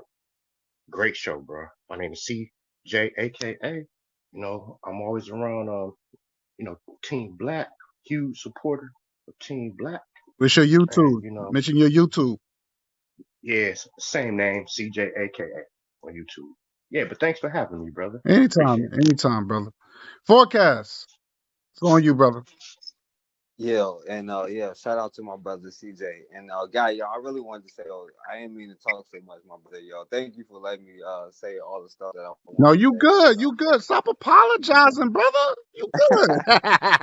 I know. But yo, really, I be like messing with y'all because I want y'all to think from another point of view. You know what I'm saying? I don't want nobody to take nothing I said personal. You know what I'm saying? But like, yo, speaking of animals, Bakari did a thing about crabs in the barrel. You know what I'm saying? Like, maybe you don't have to climb out the barrel. Maybe if some like you can think outside the box and knock the barrel over or put a hole in it. After all, if you're a crab, you got claws. And I Mm. also did a story about the alligator and the crocodile. Hey, Bakari, did you like that story? Yes, I did. You got to do it again. Yeah, the alligator and the crocodile, because they've been around for 2 million years and they endangered species. You know what I'm saying? But yo, and the last thing I want to say, because like yo, I'm inspired by my sister Erica. I guess she got off here, but yo, she was like going to tell a story about every time about her life or whatever every time she got off. So, yo, just a quick thing. I'm just gonna go over the highlights, so it'll be real quick, like less than a minute. Yo, I ain't even prepared. So one thing off the top of my head was the Houston riot of 1917. You know what I'm saying? One of the few wars where it was reported where black people killed more white people than the other way around. When the soldiers stood up, there was this one soldier who stood up for a black woman who was being harassed by the police like they do today, and he went up and stopped it. And then they got into an argument, and the army thought that they killed the soldier, so they went around and they shot like 20 something people. You know what I'm saying? And at the end of the day, they like a lot of people got hung, but At the end of the day, they never spoke. You know what I'm saying? All of them kept quiet. Some people got arrested who wasn't involved. Some people who was involved wasn't arrested, but nobody ever said nothing, no matter what. And 12 people got hung, and they still never snitched. You know what I'm saying? So you know what I'm saying? If we want to be like, yo, we are our ancestors, like let's really be like them. So thanks, my brother guy. I just want to appreciate you for letting me express myself, my brother. All right. You want to mention your YouTube? Yeah, John is the Forecast Radio. Yeah, you just go to YouTube and the Forecast Radio. But we're gonna put them, since we on here, I can say it, you know what I'm saying? We're gonna put that Polish shyster type bitch out of business because she blocking me anyway. We on fan base. You know what I'm saying? I hear that. I hear that. That's on you, brother Dukes. Salute Okay. y'all, man. I'm about to be out, man. Well, Y'all have hold on, a good Rashid. night. Hold up, you leaving us, Go ahead. brother? Let Rashid. All right, you know Yeah, what? I'm about to be out, man. I'm done. Wait, go ahead, Rashid. You go ahead. Give your closing statement, man, before you go. Yeah, a little sleepy, man. I'm getting tired. No, give your closing statement, Yeah. Peace, brother. peace, Rashid. Go ahead, Rashid. Give your closing I, statement I real enjoy quick.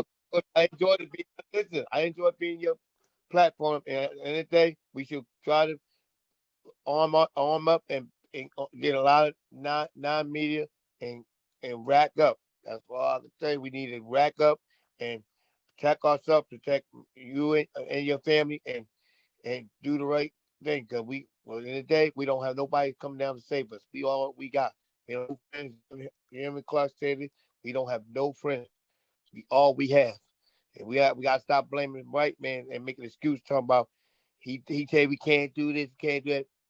Land, we could do it. We could win in the day. In the day, we get. I told myself every day, long we wake up every day, breathe. We got a chance to make it happen. Do what it do.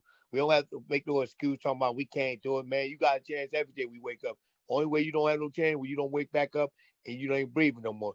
As long as you breathing and walking on this planet, you always have a chance to win and defeat your enemy with your own brain. That's why you got brains for to use. You can't let nobody say you can't do this, do that. That's all. More we keep thinking that, we're never gonna win in life. We always gonna be defeated. Like Brother Bacard said earlier, we always gonna be defeated. We don't ever think that we can't win. Nah, you might you might surrender yourself then. That's the case. And in day you got to believe in yourself that you could beat anybody, no matter who it is. If they in the negative, they want it is about your people. You gotta do what you gotta do to survive.